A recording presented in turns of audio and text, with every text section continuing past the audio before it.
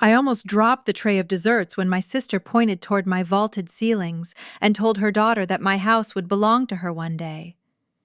When I told her to stop making things up, my mother simply smiled, reached into her designer bag, and pulled out a legal document. She looked at me as if the theft of my property was already settled. My name is Elise. I am 33 years old. I spent 4 years bleeding over every floorboard of my Lake Tahoe home. I had no idea that hosting my family for a simple holiday barbecue would end with them trying to legally steal my property. Before I share the rest of this story, let me know where you are watching from in the comments below. Hit like and subscribe if you have ever had to stand up to a family who tried to take advantage of your hard work. Growing up in our suburban neighborhood, the rules of our household were always clear. My younger sister Sabrina was the center of our parents' universe. She was beautiful, outgoing, and effortlessly manipulative. If Sabrina wanted something, my parents made sure she got it. I was the quiet, responsible older sister who was expected to fade into the background and facilitate her happiness. My mother Barbara and my father Thomas viewed me as an extension of their support system for Sabrina. When I moved away and built a successful career as a forensic fraud investigator in Chicago, they barely noticed. They only cared that I was a boring desk worker while Sabrina was busy becoming a self-proclaimed lifestyle guru on social media. 4 years ago, I decided to put roots down outside the city. I purchased a dilapidated foreclosure on the edge of Lake Tahoe. The house was a complete disaster when I bought it. The roof leaked, the deck was rotting, and the interior smelled of damp wood and neglect. My family laughed at me when I showed them pictures. Sabrina called it a haunted shack, but I saw the potential. For 4 grueling years, I poured every ounce of my free time, my savings, and my physical energy into that property. I learned how to lay tile, how to sand hardwood floors, and how to paint high ceilings. I transformed that broken structure into a stunning 5-bedroom home with expansive windows overlooking the water. It was my sanctuary. It was the first thing in my life that belonged entirely to me. That is why I invited them for the 4th of July weekend. I wanted to share my accomplishment. I wanted my parents to sit on the beautiful wraparound deck I had built and finally tell me they were proud of my hard work. I should have known better. The tension had been building since they arrived on Friday. Sabrina walked through my front door, dropped her expensive luggage on my newly polished floors, and began criticizing the decor. She complained that the guest room did not have the right lighting for her social media videos. My mother immediately agreed with her, suggesting I should have consulted Sabrina before picking out the light fixtures. I swallowed my frustration and focused on being a good host. The real disrespect began on the evening of the 4th of July. The sun was setting over the lake, casting a golden glow across the water. The smell of grilled food lingered in the cool mountain air. We had just finished a beautiful dinner out on the deck. I went into the kitchen to slice the homemade berry cobbler I had spent the morning baking. I arranged the plates on a large wooden serving tray and carried it outside. As I stepped through the sliding glass doors, I heard Sabrina talking to her 8-year-old daughter, Avery. Sabrina was standing near the edge of the deck, sweeping her arm out to encompass the entire property. "Look around, sweetie," Sabrina said, her voice dripping with artificial sweetness. "Look at the big yard and the private dock. One day, this whole house will be yours." I froze in the doorway. The heavy wooden tray in my hands suddenly felt like it weighed 100 pounds. I looked at my sister, trying to process the sheer audacity of her statement. Avery looked up at her mother with wide, excited eyes. "Really, Mommy?" "Yes, baby," Sabrina replied, stroking her daughter's blonde hair. "It is going to be our special family lake house. You can have the biggest bedroom upstairs." I stepped forward and set the tray down on the patio table with a loud thud. The sound made everyone jump. "Sabrina, I said, keeping my voice as calm and steady as I could manage. Please do not tell your daughter that. This is my house, and it is not going anywhere. Sabrina rolled her eyes and let out a dramatic sigh. Oh, Elise, do not be so uptight. I am just talking to my child. You do not need to ruin the mood. You are making promises to your child about my property, I corrected her. That is not ruining the mood. That is setting a boundary. This house belongs to me. It will never belong to you or Avery. The atmosphere on the deck snapped like a tight wire. The casual holiday relaxation evaporated instantly. My father Thomas shifted uncomfortably in his lounge chair, but remained silent. My mother Barbara, however, sat up straight and fixed me with a cold, calculating stare. Actually, Elise, your sister is right, my mother said. Her voice was smooth, completely devoid of the warmth a mother should have for her daughter. It is time we had a serious family discussion about this property. I turned to look at her, my heart beginning to race. A family discussion about my property? I asked. There is nothing to discuss. I bought it, I renovated it, I pay the mortgage. My mother reached down to the floor where her heavy designer tote bag rested beside her chair. She unzipped the main compartment and pulled out a thick manila folder. She placed it squarely on her dinner plate, right next to her half-eaten corn on the cob. She opened the folder and extracted a crisp, professionally printed document. I walked over to the table, my eyes locked on the paper. I could see the bold legal heading printed at the top. It was a quitclaim deed. My stomach plummeted. As a fraud investigator, I knew exactly what that document meant. It was a legal instrument used to transfer ownership of a property from one person to another. My mother picked up the document and held it out toward me. I want you to read this carefully, she instructed. Your father and I met with our attorney last week.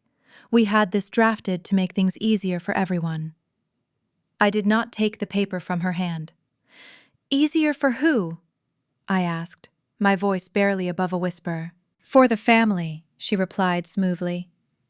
Sabrina is launching her new wellness and lifestyle brand next month. She needs a high-end luxury backdrop for her content creation and brand retreats. Her current apartment in the city simply will not work. This house is perfectly suited for her business needs. I stared at my mother, waiting for the punchline. Waiting for the moment they would all laugh and tell me it was a terrible joke. But her expression remained entirely serious. Sabrina was smiling smugly from the edge of the deck. You want me to give my house to Sabrina so she can take new photos? I asked. The sheer absurdity of the demand making me feel dizzy. They really believed I would sign away my life? I stared at the thick stack of papers resting next to my mother's plate. The words, quitclaim deed, seemed to blur before my eyes. I looked up at her, waiting for a punchline that never came. My mind struggled to process what was happening. A quitclaim deed is designed to transfer a property title quickly, relinquishing all ownership rights to the grantee. I had seen them 1,000 times in my line of work. Seeing one sitting on my own patio table brought here by my own mother felt like waking up in a bizarre nightmare. What is this? I asked, my voice dangerously low. It is exactly what it looks like, Barbara said smoothly. She took a delicate sip of her iced tea, completely unbothered by the gravity of what she had just placed in front of me. Your father and I had our attorney draw it up on Thursday. It transfers the title of this property into a newly formed family trust.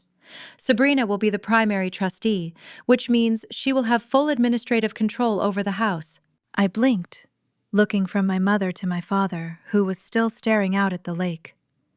He refused to meet my gaze. I turned my attention back to the deed. You paid an attorney to draft legal documents to steal my home? I asked. No one is stealing anything, Barbara corrected sharply. She adjusted her posture, looking at me with that familiar expression of disappointed patience. We are restructuring family assets to maximize their potential. You have to admit, Elise, this house is entirely wasted on you. Wasted on me. I repeated the words, feeling a hot spark of anger ignite in my chest. I bought this property with my own money. I spent 4 years tearing out rotten drywall, replacing plumbing, and bleeding over every inch of this place. I live here. This is my home. Sabrina scoffed from the edge of the deck. She walked over and leaned against the patio table, crossing her arms over her expensive linen shirt. "Oh, please," she said. "You work at a desk all day, crunching numbers. You are single, you have no children, you sit in this massive 5-bedroom house all by yourself, doing absolutely nothing with it. It is entirely selfish." I looked at my younger sister, amazed by her profound sense of entitlement. "My marital status and my career have nothing to do with my property rights," I said firmly. "I earned this house." "But you do not utilize it properly," my mother interjected. She leaned forward, resting her elbows on the table, as if we were discussing a simple business transaction, rather than the confiscation of my home. "Sabrina is launching her new wellness and lifestyle brand next month. It is a very crucial time for her career. She needs to project a specific image to her investors and her followers. And my house fits her aesthetic," I said flatly. "Exactly," Sabrina smiled, entirely missing my sarcasm. "The natural light here is perfect. The vaulted ceilings, the lake views, the rustic yet modern vibe you created. It is exactly the backdrop I need for my brand retreats and promotional videos. I have been looking at rental properties in the area, but they are outrageously expensive. When Mom suggested we just use this place, it made perfect sense." "You want to take my home so you can film videos for the internet without paying rent," I summarized. "It is not just for the internet, Elise," my mother scolded. "It is a legitimate business venture. Sabrina has an opportunity to build a massive brand. But she needs the right environment to host her VIP clients. Your father and I agree that the family needs to support her in this endeavor." "And by the family supporting her, you mean I have to give up my home," I said. "You will not be out on the street," Barbara said, waving her hand dismissively. "The trust will give you a small stipend to rent a nice 1-bedroom apartment back in Chicago. You are always traveling for your boring audits anyway. A small apartment is much more suitable for a single woman with a desk job. You simply do not need a luxury estate. Sabrina needs it for her future." I looked at the three of them, feeling a cold realization wash over me. They were not joking. They were not acting out of a temporary lapse in judgment. They had planned this. They had gone to a lawyer, paid legal fees, drafted a deed, and brought it to a holiday barbecue with the absolute conviction that I would just hand over my life savings and my sanctuary so my younger sister could pretend to be wealthy on social media. "This is insane," I said, my voice trembling slightly with suppressed rage. "I am not signing anything. I am not moving into an apartment, and I am certainly not giving my house to a family trust so Sabrina can play pretend." Sabrina slammed her hand flat against the patio table. "I am not playing pretend," she snapped. "I am building an empire." "But of course you would not understand that. You have always been jealous of me. You have always tried to hold me back." I let out a harsh laugh. "Hold you back, Sabrina? I have spent my entire life standing in the background while Mom and Dad handed you everything on a silver platter. I moved out, paid my own way through college, and built my own career, so I would not have to ask them for a single dime. How exactly have I ever held you back?" "You have always been stingy," Sabrina sneered, her face twisting into an ugly expression. "Just like when you threw a massive tantrum about Mom using your college fund to pay for my Sweet 16. You made a huge scene over a few $1,000s just to ruin my special day. You are doing the exact same thing right now." The sheer revisionist history of that statement left me temporarily speechless. My college fund had not been a few $1,000s. It had been $25,000 that my grandparents had set aside for my education. When I was 18 and preparing to pay my university tuition, my mother had drained the entire account to fund a lavish, over-the-top birthday party for Sabrina. They had rented a hotel ballroom, hired a professional DJ, and bought her a designer gown. When I discovered the money was gone and confronted them, my mother told me I was smart enough to get student loans, but Sabrina was only turning 16 once. I had spent the next 10 years paying off the debt for a party I did not even enjoy attending. "That was not a tantrum," I said, my voice dropping to a dangerous whisper. "That was you and Mom stealing the money my grandparents left for my education. I spent a decade paying off loans because of that party." "It was family money," Barbara corrected sharply. "And as the head of this family, I distribute resources where they are most needed. Sabrina needed a proper introduction to society. You were perfectly capable of taking out loans. You are a hard worker, Elise. We have always known that. That is exactly why we know you will bounce back from this. You are resilient. Sabrina is more delicate. She needs a solid foundation to launch her brand, and this house is that foundation." I stared at my mother, absorbing the toxic logic she used to justify decades of financial and emotional abuse. My resilience was not a compliment to her. It was an excuse to exploit me. Because I was capable of surviving hardship, she felt entirely justified in handing me hardships.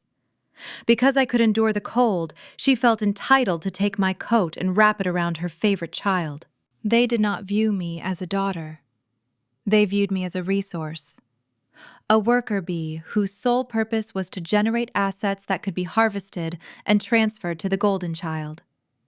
My career, my savings, and my exhausting manual labor over the past 4 years meant nothing to them. In their minds, I had simply been preparing this house for Sabrina. I looked down at the quitclaim deed resting next to my mother's plate. I saw the blank line waiting for my signature. I saw the calculated expectation in my mother's eyes. I saw the greedy, triumphant smirk on my sister's face.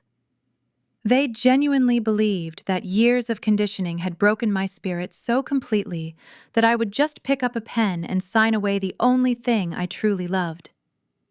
The silence stretched across the deck, heavy with their entitlement. The cool evening breeze coming off the lake ruffled the edges of the legal document, the sound unnaturally loud in the quiet air.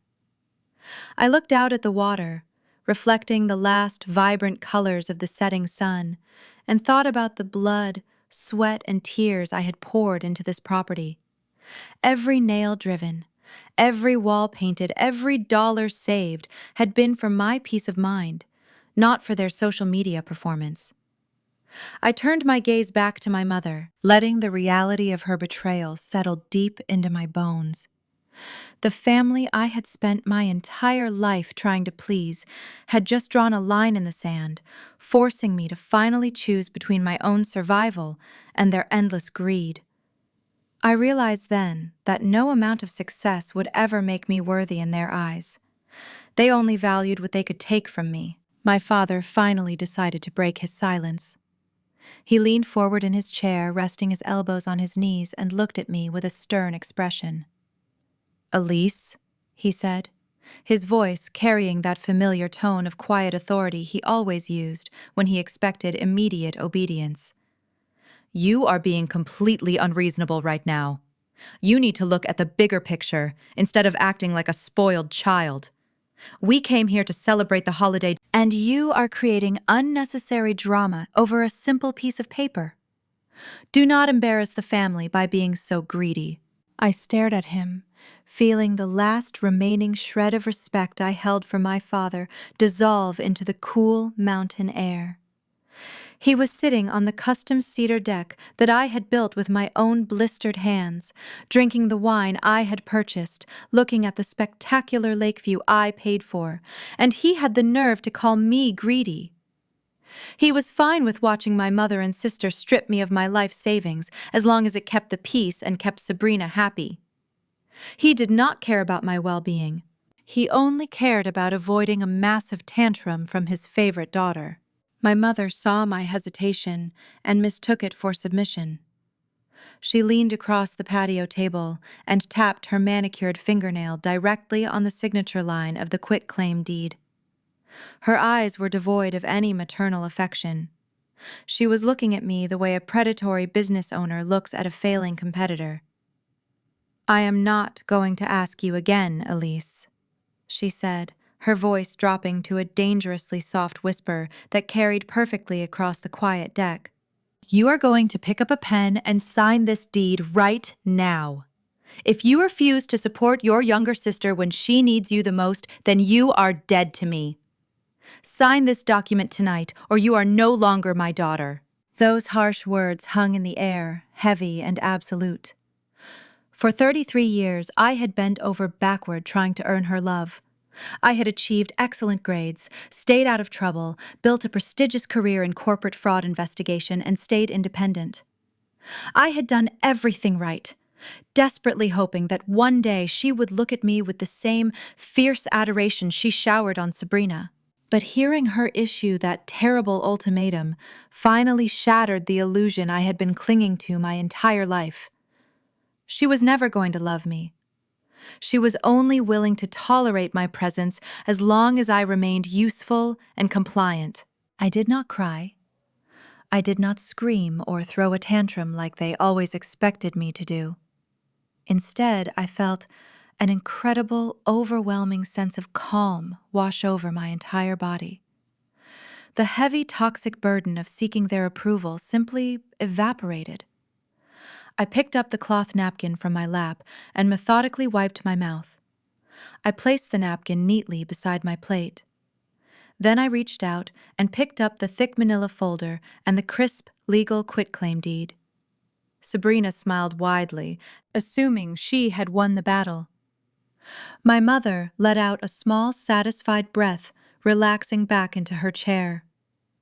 I held the legal document firmly in both hands, looked my mother directly in the eyes, and ripped the thick paper straight down the middle without hesitation. The sharp sound of tearing paper echoed loudly across the wooden deck. Sabrina gasped, her hands quickly flying up to cover her mouth, in genuine shock.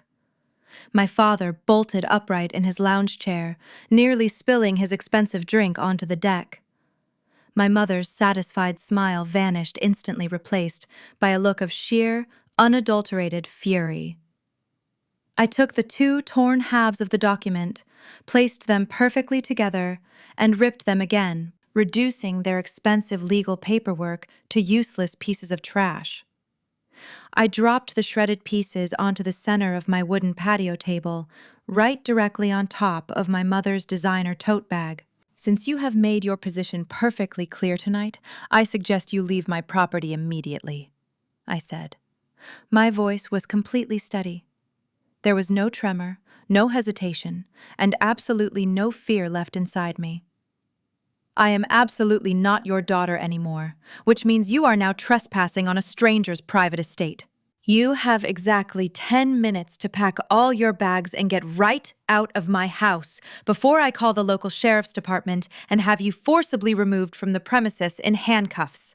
The deck erupted into absolute chaos. Sabrina started screaming hysterically, accusing me of ruining her life and destroying her wellness brand before it even launched. She grabbed Avery by the hand and stormed into the house, crying loudly about how unfair and cruel I was being. My father quickly stood up, his face red with indignation, shouting that I was making a terrible mistake and that I would regret this deeply. My mother just stared at the shredded deed, her chest heaving with rage. She pointed a shaking finger at me and promised that I would pay dearly for my insolence. I ignored all of it. I simply stood by the sliding glass doors, arms crossed tightly, and silently watched them frantically pack their belongings. It took them exactly 12 minutes to gather their things. They hauled their suitcases out the front door, slamming it so hard the windows rattled.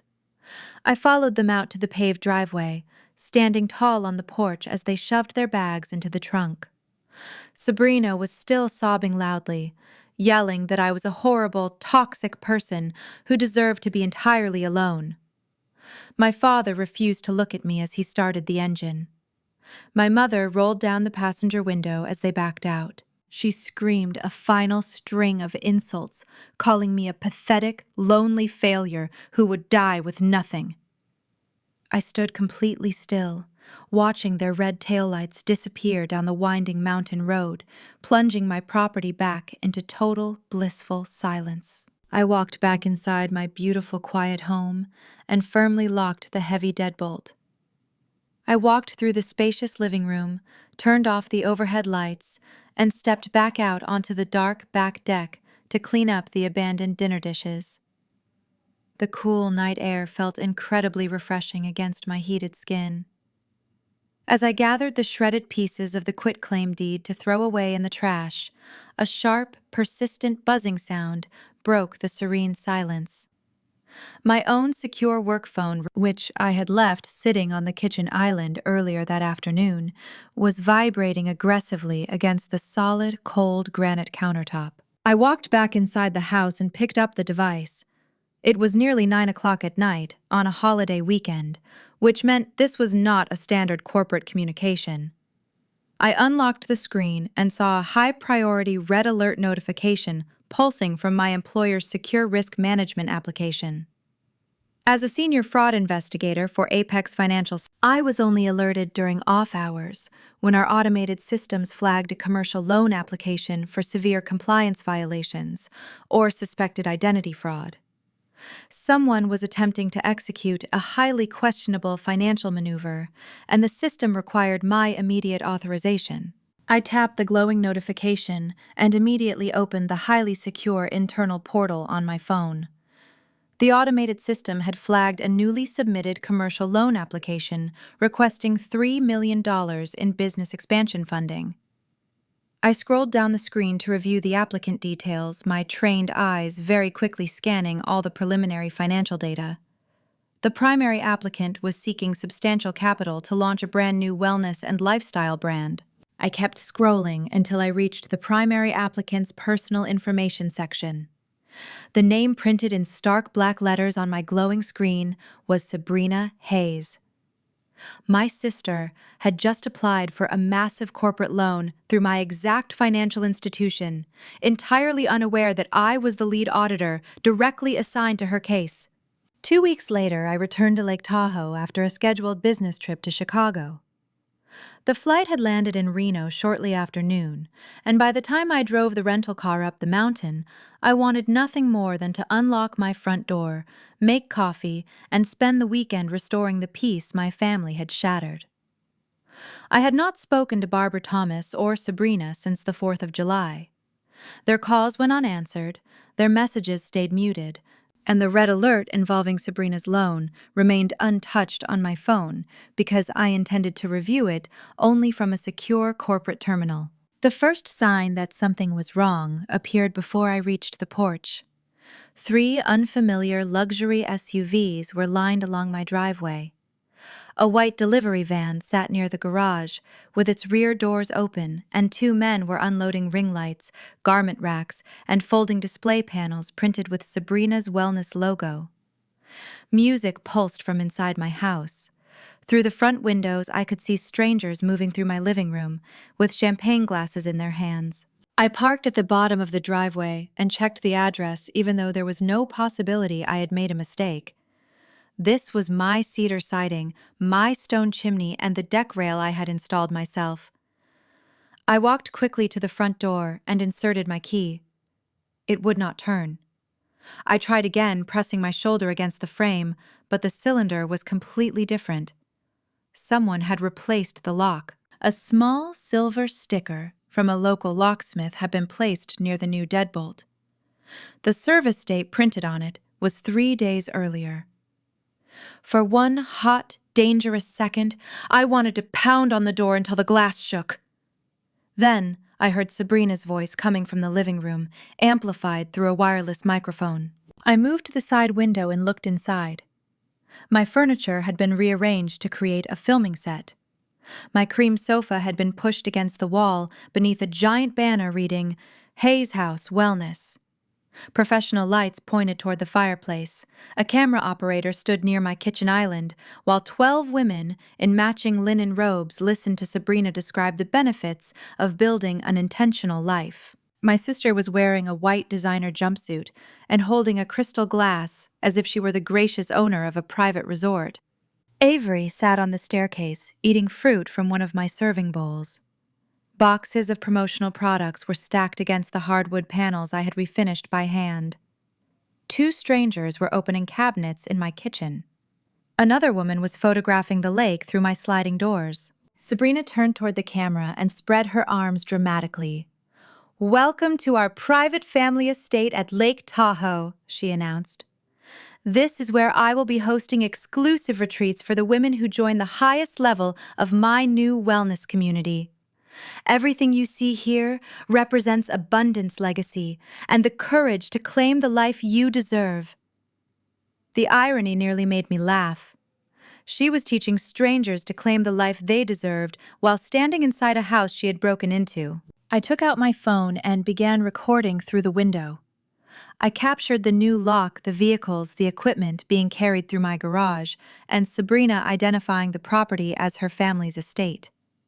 I also opened her public social media page. She was streaming the event live to thousands of followers. The caption called the gathering an invitation-only brand retreat at her new Lake Tahoe headquarters. I saved the live stream before walking back to the front door. Before knocking, I checked the smart home application connected to the property. My administrator access had been removed, the exterior cameras had been disabled, and the front door code history had been erased.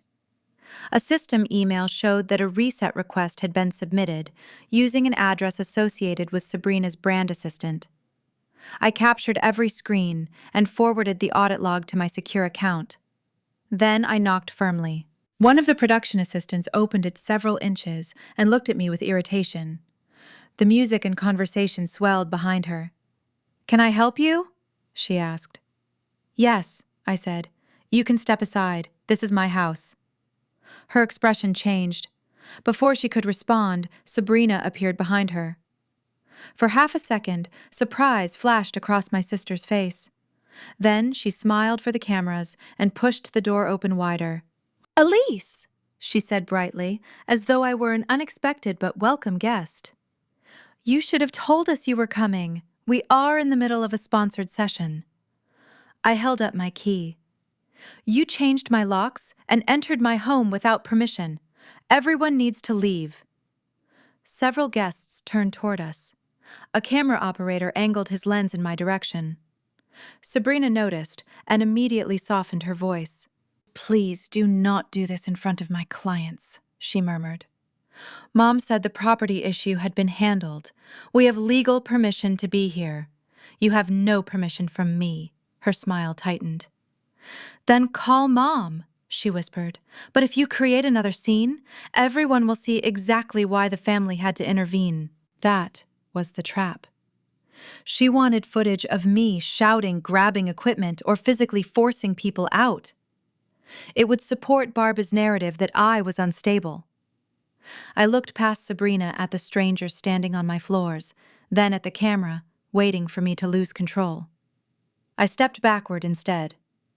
Sabrina's expression shifted from confidence to uncertainty. She had expected an explosion. Calm frightened her more. I walked to the edge of the driveway, called the local sheriff's department, and reported an active, unlawful entry, changed locks, and unauthorized commercial event at a property I solely owned. I gave the dispatcher my name, the address, and the location of my recorded deed. Then I waited beside my car, where every camera could see that I had not threatened anyone. Inside, the music stopped. Guests began whispering. Production assistants hurried between rooms, and Sabrina paced behind the glass while speaking urgently into her phone. Less than 10 minutes later, Barbara called me 3 times in a row. I declined every call. The first sheriff's vehicle turned into the driveway 20 minutes later.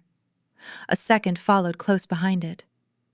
I watched Sabrina open the front door before either deputy reached the porch. She was no longer smiling. She was holding a thick folder against her chest, and from the triumphant way she looked at me, I knew the break-in was only the first part of what they had planned. The two deputies separated us immediately. One remained near the front door with Sabrina, while the other joined me beside my car. I handed him my driver's license, the property tax statement saved on my phone, and the certified digital copy of the deed showing that I was the sole owner of the Lake Tahoe house. I explained the 4th of July ultimatum, the quitclaim deed I had refused to sign, and the fact that I had never given Sabrina permission to enter, change the locks, or operate a commercial retreat from the property. The deputy studied the deed and looked toward the open front door. Guests were quietly gathering their belongings. The production team had shut down the cameras, but boxes, lighting stands, and garment racks remained visible throughout my living room. "This documentation identifies you as the owner," he said. "Did you ever sign a lease occupancy agreement or property management contract with your sister?" "No, nothing." Before he could ask another question, a dark sedan swept into the driveway and stopped behind the patrol vehicles. Barbara climbed out of the passenger side before Thomas had fully parked. My mother was carrying the same designer tote she had brought to the barbecue. She crossed the driveway with the breathless urgency of someone arriving for a performance she had rehearsed. "Thank goodness you are here," she told the deputies. "This is a terrible family misunderstanding. Our older daughter has been under extraordinary stress, and she is confused about an arrangement she authorized. I did not answer her. The deputy held up one hand and asked Barbara to remain several feet away. Thomas opened the trunk and removed a portable file case. He carried it to the hood of the patrol vehicle and produced a document in a clear plastic sleeve. Sabrina came down from the porch and stood beside him, suddenly composed again. "This is the lease," she said. "Elise granted me exclusive use of the house for 5 years, so I could operate my business here." The deputy took the pages. I moved close enough to read the heading. It was a long-term residential and commercial lease, bearing my name as landlord and Sabrina's name as tenant. The agreement claimed that I had accepted a symbolic $1 payment in exchange for granting Sabrina immediate possession renewal rights and authority to conduct retreats. At the bottom of the final page was a signature that resembled mine from a distance. It was not mine. The forgery was crude enough that I could see the uneven loops without touching the document. But it had been formatted professionally. A notary block appeared beneath the signature, along with a seal and a date 2 days after the 4th of July. "I never signed that," I said. "I was not even in front of that notary. This is fraudulent." Barbara pressed one hand to her chest. "Elise, please stop. You agreed that Sabrina could use the property after you calmed down. You may not remember because you were extremely emotional." "That is a lie!" Sabrina immediately began crying. She told the deputies that I had invited her to move in and changed my mind after becoming jealous of her retreat and was now trying to humiliate her in front of paying clients. Thomas said the family had invested substantial money based on my promise. Barbara repeated that I had been behaving irrationally and needed compassion rather than confrontation. The second deputy asked everyone to stop talking. He examined the lease my deed and the changed lock. Then he stepped away to contact his supervisor. I stood beside my car while my family watched me with identical expressions of expectation. They believed the document had created enough confusion to neutralize my ownership. When the deputy returned, his tone was careful. He explained that the officers could document the complaint, identify everyone present, and remove any person who became violent or damaged property. But Sabrina was asserting an existing tenancy and had produced a facially complete lease. The officers at the scene could not conduct a handwriting examination, determine whether the notary seal was genuine, or decide the validity of the contract on the driveway. Because there was a disputed claim of occupancy supported by paperwork, they would not use force to remove her without a court order. "So she changes my locks, waives a forged document, and gets to remain in my house?" I asked. "I understand why you are angry," the deputy replied. We are creating an incident report and preserving a copy of the lease. You need to speak with an attorney immediately and seek an emergency civil order. Do not force entry or shut off utilities. That could complicate your case. I understood that losing control would only strengthen my family's story. I requested the incident number photographed every page of the lease and asked the deputies to record the changed locks commercial equipment and saved livestream. One deputy watched while I collected a suitcase, my passport, and personal files. Sabrina followed us upstairs, complaining that my presence was disrupting her clients. When I carried the suitcase back outside, Barbara waited near the steps. The deputies were speaking with Thomas, and Sabrina had returned to her guests. My mother moved close enough that only I could hear her. "We told you to do this the easy way," she whispered. "You should have signed the deed. Now you will spend months fighting for a house the family already controls." I looked directly at her. "You brought a forged lease into my home and handed it to law enforcement," I said quietly. "You should think very carefully about what you just documented." For the first time, uncertainty flickered across her face. Then she recovered and smiled. "No one is going to believe you over all of us." I did not argue. I carried my suitcase to the rental car and drove away while the retreat resumed behind me. I checked into a hotel near Reno, contacted a property attorney, and uploaded my photographs, videos, and the sheriff's report number to a secure folder. By midnight, my lawyer had begun preparing an emergency petition for possession and an injunction against further commercial use. I was angry, but I was not defeated. My family had made a critical mistake. They had converted their private entitlement into a documented paper trail. The forged lease now existed in a police report on Sabrina's public livestream and inside my evidence archive. More importantly, the same document could be connected to the $3 million loan alert waiting inside Apex Financial's secure system. At dawn, I boarded the first flight back to Chicago. I was no longer leaving Lake Tahoe as a daughter pushed out of her home. I was leaving as a fraud investigator, carrying the beginning of a case. I spent the short flight reviewing the material I had preserved without opening Sabrina's loan file on an unsecured device. The sheriff's incident number, the photographs of the changed locks, the public live stream, and every page of the alleged lease were stored in an encrypted folder. By the time the plane descended over Chicago, my anger had hardened into professional concentration. Sabrina believed the forged document had given her control of my house. She did not understand that she had placed the same forgery in front of a financial institution trained to dismantle lies. I went directly from the airport to Apex Financial's headquarters. The glass tower rose above downtown Chicago like a different world from the crowded retreat at Tahoe. I rode the elevator to the executive compliance floor, entered my private office, and connected my laptop to the monitored corporate network. Only then did I open the high-priority application that had appeared on my phone after the 4th of July dinner. The $3 million request sat at the top of my queue. Sabrina's business plan was beautifully designed and nearly empty of substance. It promised national expansion, luxury retreats, and enormous projected revenue, but the supporting records waited behind the glossy presentation. I opened the raw data tabs and began the formal review.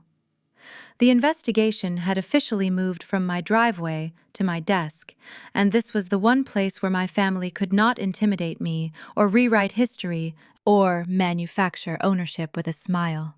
The initial overview of her $3 million business expansion loan was almost laughable. Sabrina had submitted a beautifully formatted business plan, full of buzzwords like synergy, holistic wellness, and lifestyle curation. But it severely lacked any tangible financial substance. I bypassed the glossy marketing materials and dove straight into the raw data. I opened her submitted tax returns and cross-referenced them directly with the federal database. the discrepancies appeared almost immediately. Sabrina was claiming a monthly personal income of $40,000 from her social media brand, but the verified tax transcripts showed a net loss for the past 3 consecutive years. She was drowning in unpaid vendor invoices, maxed out credit cards, and outstanding personal loans from predatory online lenders. Her entire influencer lifestyle was a carefully constructed house of cards, built entirely on high-interest debt. But poor personal credit alone was not enough to trigger a high-priority red alert in our system. I needed to find the specific anomaly that had caused the automated software to route her file directly to my desk. I leaned closer to my monitors and pulled up the collateral section of the loan application. A $3 million commercial loan required substantial, unencumbered physical assets to secure the funding. I clicked on the attached property deeds and financial guarantees, my eyes scanning the dense documents Sabrina had uploaded to the bank portal. She had listed a primary guarantor for the loan. I opened the guarantor file and was not surprised to see the names of my parents, Thomas and Barbara Hayes. They had eagerly co-signed for their golden child, putting up their massive suburban mansion as the primary collateral to secure Sabrina business dreams. I opened a new tab on my secure terminal and initiated a deep dive background check into my parents' financial history. If they were legally binding themselves to a $3 million corporate liability, I needed to verify that their listed assets were actually clear and available. The results loaded onto my screen in less than 30 seconds, and the reality of their situation took my breath away. My parents had been lying to everyone, including each other, for years. Their sprawling, beautiful mansion was not a fully paid-off family asset. I scrolled through the property records and found 3 separate, massive, high-interest mortgages taken out against the house over the last 5 years. They had systematically drained every single ounce of equity from their property. Their bank accounts were completely depleted, and their retirement funds had been liquidated long ago. They were secretly completely bankrupt, having funneled hundreds of thousands of dollars into Sabrina's failed business ventures and lavish lifestyle requirements. My parents were financially ruined, yet they were boldly attempting to co-sign a multi-million-dollar loan using a house the bank practically already owned. This discovery was shocking, but it still did not fully explain the extreme red alert that had brought the file directly to my specific queue. I closed my parents' financial records and returned to Sabrina. Primary application. I scrutinized the secondary collateral section. My sister had listed a second piece of high-value real estate to bolster her fraudulent loan application, claiming she had a long-term exclusive operational lease that granted her full commercial rights to a luxury property. I opened the attached lease agreement, my blood running cold as I read the address printed at the top of the page. It was my house. Sabrina had submitted a forged lease agreement for my Lake Tahoe property, naming herself as the commercial tenant with exclusive rights to use the estate as collateral for her brand expansion. She had forged my signature at the bottom of the document, falsely claiming that I had authorized this massive financial liability. She was deliberately committing bank fraud to steal my home. I sat back in my leather chair, staring blankly at the blatantly falsified documents displayed brightly across my monitors. My sister was not just an entitled, spoiled brat making arrogant demands at a family barbecue. She was an active, deliberate criminal attempting to manipulate the federal banking system. And my parents, blindly devoted to her success, were completely complicit in their own financial destruction. I slowly reached for my mouse, my finger hovering directly over the authorization button. I could easily reject the application right now, but a simple rejection was definitely just not nearly good enough for me. A final attachment revealed how little time Sabrina believed she had to survive. Her application included a disbursement schedule directing part of the expected loan proceeds to a downtown Chicago hotel, an event production company, a floral designer, and several luxury vendors. The combined commitments exceeded $100,000. The invoices were tied to a black tie brand launch scheduled for Saturday night, and the deposits had been paid with checks drawn against accounts that did not contain enough money to cover them. Sabrina was not merely hoping the loan would be approved. She had already spent it. Her vendors had been promised final payment as soon as the $3 million cleared, and potential investors had been told the funding was guaranteed. If Apex rejected the application, the checks would fail. The hotel would remain unpaid, and her entire public image would collapse in a ballroom full of witnesses. I saved the payment schedule beside the forged lease and the records of my parents' 3 mortgages. The same people who had changed my locks were now betting their last dollars on the assumption that my employer would finance their fraud.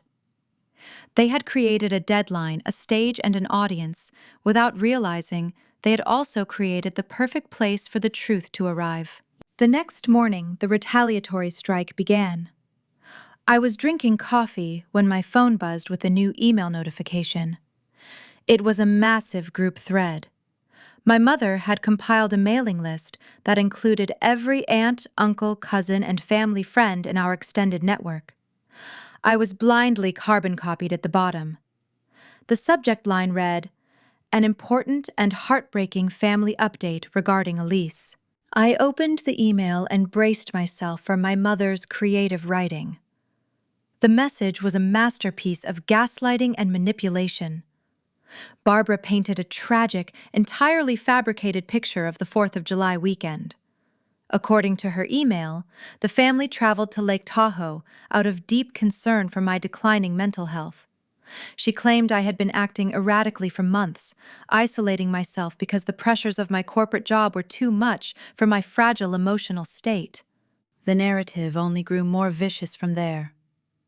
My mother wrote that during a peaceful holiday dinner, I had suffered a complete psychotic break. She vividly described how I had become violently hysterical, screaming delusions, and attempting to physically attack Sabrina while she held her young daughter. Barbara claimed she and my father were forced to physically restrain me to protect the rest of the family. The email stated my mind was gone, and my sudden aggression left them deeply traumatized. The absolute crowning achievement of her lie came in the final 2 paragraphs. Barbara smoothly transitioned from character assassination into financial justification. She explained to the extended family that because I was clearly a danger to myself and incapable of managing my own affairs, they were stepping in to take over the Lake Tahoe property for my own good.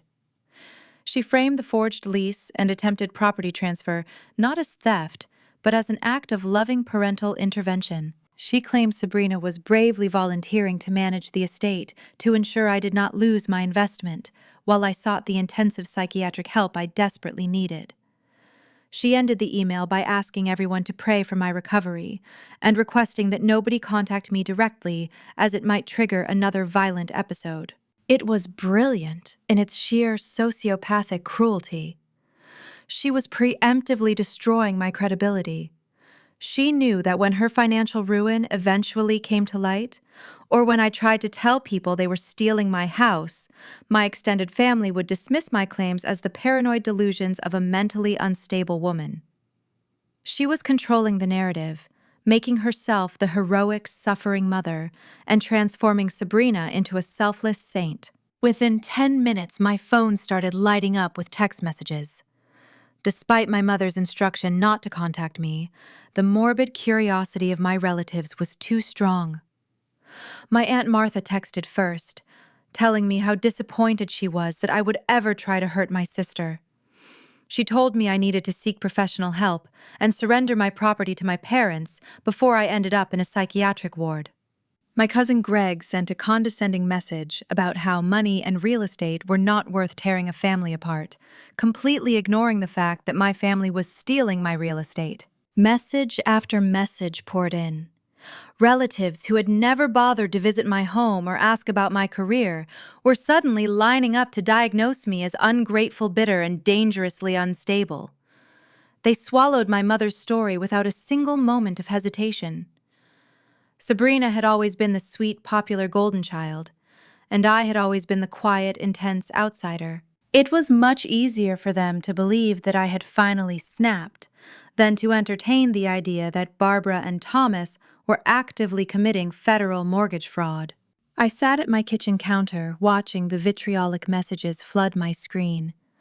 A younger, more insecure version of myself would have immediately panicked.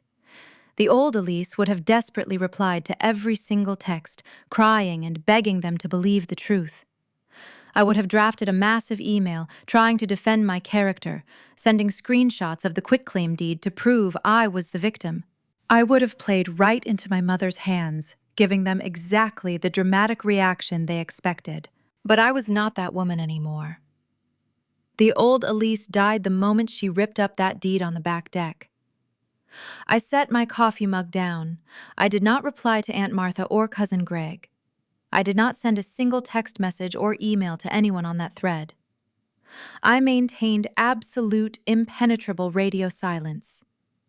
I took a screenshot of my mother's defamatory email, saved it into my secure evidence folder, and then simply muted the entire group conversation. I realized that arguing with their delusions was a waste of my energy. My mother wanted a public screaming match. She wanted me to look unhinged so she could point her finger and say, "Look, I told you she was crazy." I refused to give her that satisfaction. The absolute truth does not need to scream to be heard, especially when the truth is currently sitting in a federal database waiting to detonate. By afternoon, my silence seemed to unnerve them. The text shifted from aggressive condemnations to confused inquiries. My father actually sent a message telling me to stop being a coward and respond to the family.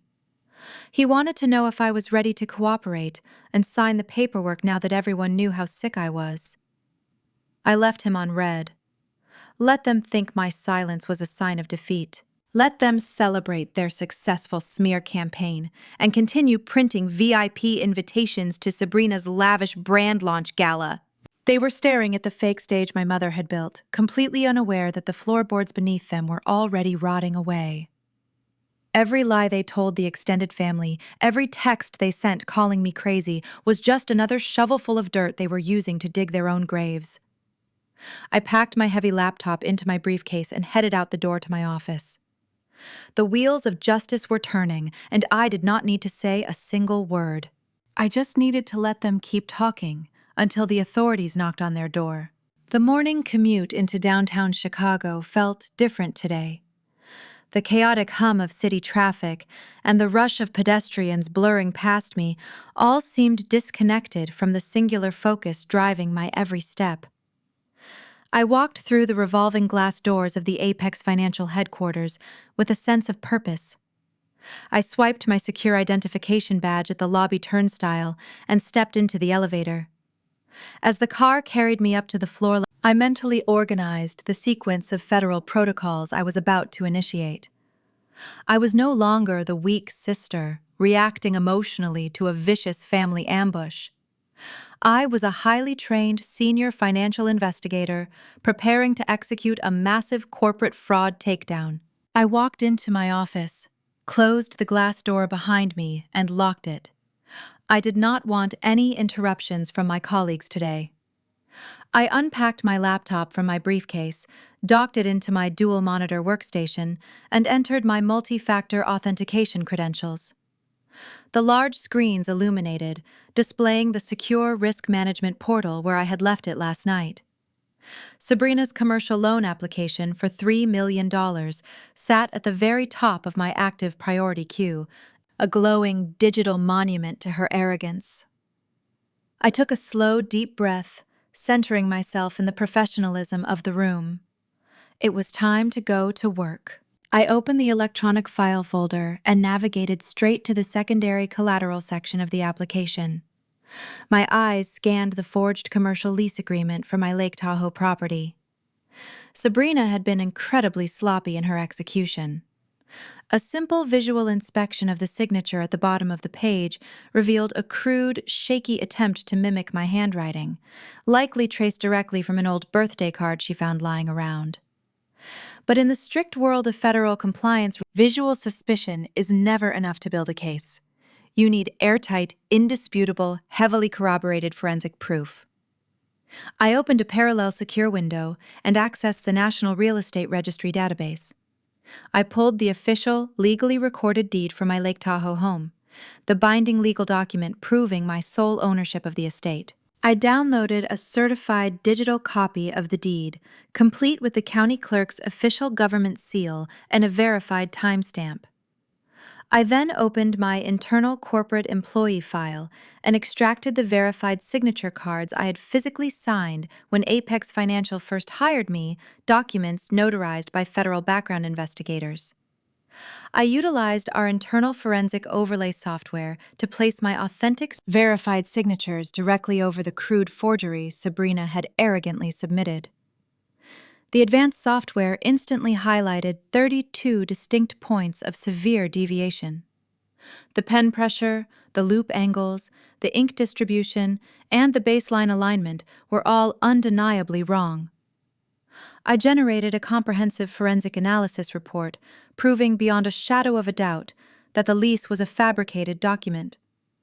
I attached the detailed report to the master file, officially categorizing the submission as active documented identity theft and severe mortgage fraud. Sabrina was deliberately utilizing stolen property rights to defraud a federally insured institution. With the property forgery definitively proven and legally documented, I turned my attention to the primary guarantors of the loan. My parents, Barbara and Thomas, had willingly offered up their sprawling suburban mansion as the foundational collateral to back Sabrina's fraudulent corporate enterprise.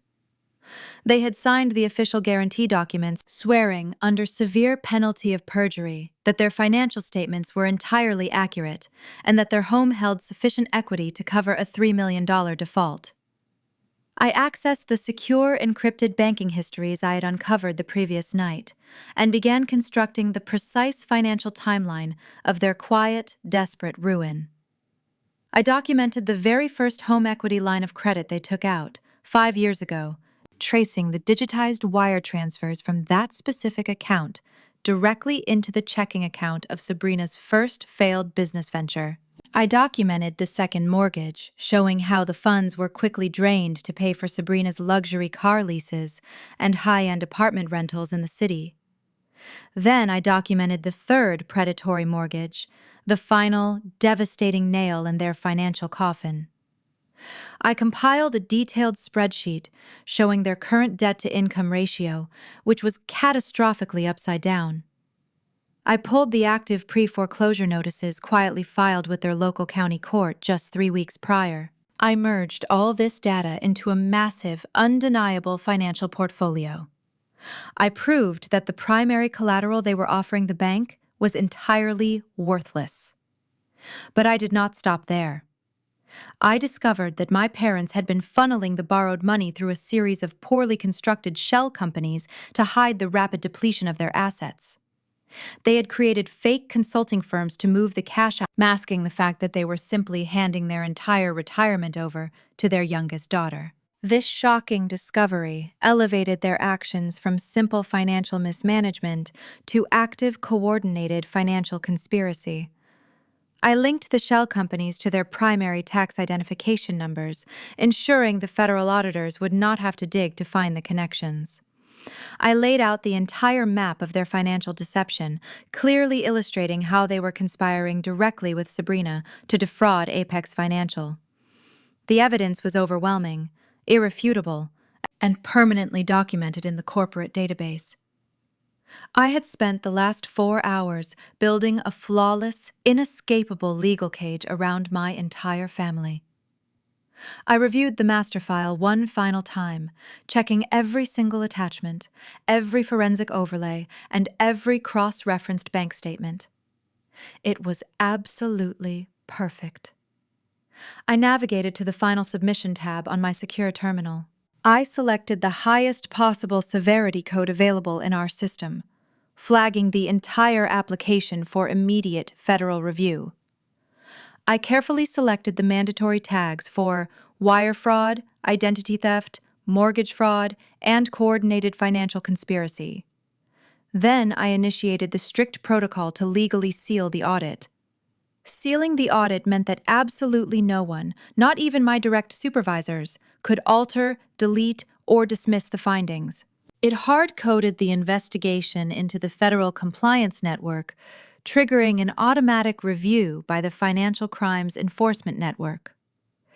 The system generated a final prompt asking me to confirm the permanent submission of the suspicious activity report. I did not hesitate. I clicked the button. The screen flashed blue and a confirmation code appeared. The loan was dead, but more importantly, the automated federal review of my parents' shell companies and Sabrina's fraudulent business practices had officially begun. The government was looking at them. For the next 3 days, I went about my routine. The federal machinery was quietly churning in the background. Investigators at the Financial Crimes Enforcement Network move like ghosts through digital archives, gathering every piece of evidence. My parents and my sister were carrying on with their lives, completely oblivious to the storm gathering right above their heads. They thought their biggest problem was my refusal to play along with their real estate theft. They had no idea their financial existence was being dissected by federal agents. By Wednesday morning, Thomas stopped pretending he could wait for me to surrender. My silence had denied him the argument he wanted, while the compliance system preserved every document connected to the application.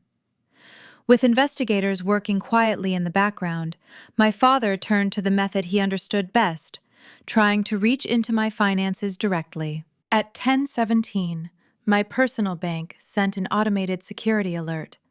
Someone had attempted to access a savings account that had been opened in my name when I was a child.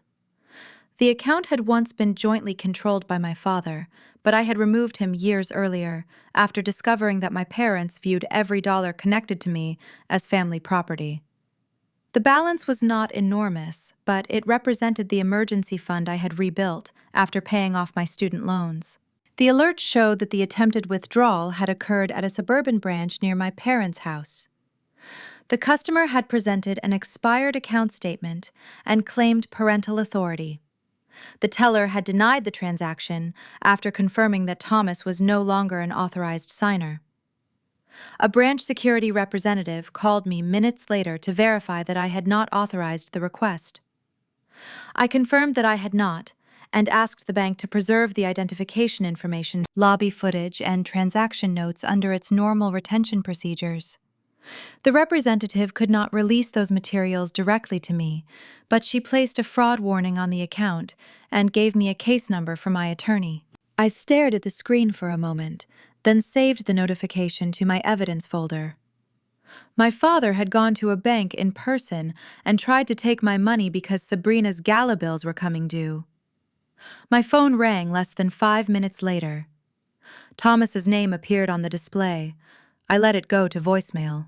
The first message lasted almost 4 minutes. At the beginning, his voice was controlled. He said there had been a misunderstanding at the bank and insisted that the savings account had always been intended for family emergencies. He claimed Sabrina needed temporary assistance to protect a major business opportunity. Then his tone shifted. He accused me of secretly changing the account to humiliate him, and demanded that I restore his access before the end of the day. "We only need $50,000, he said. "Wire it to your mother, and this can all be over. The loan clears in a few days, Sabrina pays you back, and nobody has to know how difficult you have been." I did not return the call. 20 minutes later, he left another message. This time, I could hear traffic and the hollow echo of a parking structure. His words were slower, and the anger beneath them was no longer disguised. He called me a traitor to my own blood. He said the hotel was threatening to cancel Sabrina's event unless the final vendor deposits were covered. He blamed me for making the family desperate and warned that if I allowed the gala to fail, every relative would know I had sabotaged my sister out of jealousy. Then he made the mistake of explaining too much. Your mother already fixed the house paperwork, he snapped. We gave the bank everything it asked for. The Tahoe place is worth more than enough, and once the funding comes through, none of this matters. Stop acting like the signature is some sacred thing. Families sign for each other all the time. I replayed that sentence twice. Thomas had just acknowledged that he knew my Lake Tahoe property was being used in the loan package and that the signature was not mine. His drunken arrogance had converted suspicion into an admission. The demand for $50,000 also matched the unpaid vendor schedule I had found inside Sabrina's application. He was not requesting help for a vague family emergency. He was trying to bridge the exact gap created by checks written against non-existent loan proceeds. The third voicemail arrived shortly after noon. By then, he was openly slurring. He alternated between threats and appeals. He reminded me of childhood holidays, told me Barbara was crying, and claimed Avery would suffer if the launch failed. Then he said I owed them because they had raised me. He demanded the $50,000 again and gave me an account number for one of the shell companies listed in the audit. I did not delete a single second. I downloaded the original audio files with their timestamps and call metadata. I created verified copies, preserved the automated bank alert, and wrote a brief factual memorandum describing the sequence of events. I sent the package to my attorney and uploaded it to the restricted compliance case. I did not characterize Thomas's statements or add emotional commentary. His own voice did all the work. My attorney called within the hour. She told me not to communicate directly with my father and confirmed that the attempted withdrawal would be added to the emergency property action. The compliance counsel at Apex acknowledged receipt of the recordings and marked the shell company account for review. No one promised an arrest or dramatic intervention. They did not need to. The evidence was being preserved in the places where my family could not erase it. That afternoon, Thomas sent a text containing only 6 words. You will regret choosing money over blood. I took a screenshot and left him on read. The accusation almost made me smile. I had not chosen money over blood. I had chosen ownership over theft, truth over manipulation, and survival over a family system that expected me to finance its favorite child forever. By evening, the calls stopped. My silence had forced Thomas to confront the fact that intimidation no longer worked. Somewhere across the city, he and Barbara were scrambling to cover Sabrina's checks, unaware that the loan had been sealed for federal review, and that his own voicemail now supported the case against them. The recordings also clarified the family's immediate motive. They were not protecting a functioning company or rescuing a temporary cash flow problem. They were trying to keep Saturday's performance alive long enough to attract fresh investor money. Every hour the gala remained scheduled increased the number of people who could be misled. Preserving Thomas's words was no longer only about defending my account. It was about documenting the pressure behind the next stage of their scheme. By the next afternoon, the evidence package was complete. The failed withdrawal, the voicemails, and the shell company account formed one continuous record with a time, a dollar amount, and a destination. I returned to my apartment, believing Thomas's panic had exhausted itself. What waited in my mailbox proved the family was still celebrating a victory that no longer existed. On Thursday afternoon, I returned to my apartment and checked my mailbox. Mixed in with the mundane mail was a thick, heavy envelope. The return address was embossed in shiny gold foil bearing the name of Sabrina's newly formed lifestyle brand. I carried the envelope upstairs to my kitchen counter and stared at it. My mother had just sent an email to the extended family claiming I was violently unhinged and a danger to myself. Yet here was physical mail sent directly from the supposed victim of my breakdown. The hypocrisy was amusing. I opened the envelope. Inside was a lavish, oversized invitation printed on thick, glossy paper. The elegant calligraphy announced the official brand launch gala for Sabrina's wellness empire. The event was scheduled for Saturday night at one of the most premier luxury hotels in downtown Chicago. The invitation detailed a black-tie dress code, a red carpet arrival, and an exclusive champagne reception for potential investors. She had clearly spared no expense for this party. She was likely burning through the last thousands of dollars from her high-interest credit cards, writing massive checks to the hotel, under the delusion that her commercial loan would clear the bank by Friday morning. As I pulled the thick invitation out of the envelope, a small square of bright yellow paper fluttered out and landed on the granite countertop. It was a handwritten sticky note. I recognized my sister's perfectly looped cursive handwriting immediately. The message was short and dripping with her trademark condescension. It read, "Come see what real success looks like. Maybe you will learn something." I read the note twice. Sabrina was practically begging me to attend her grand coronation. She wanted me there so she could parade her fabricated wealth in my face. She wanted me to stand in the corner of a crowded ballroom and watch her receive the adoration she believed she was owed. She wanted to look down at me from a brightly lit stage and prove her path of manipulation was vastly superior to my boring corporate career.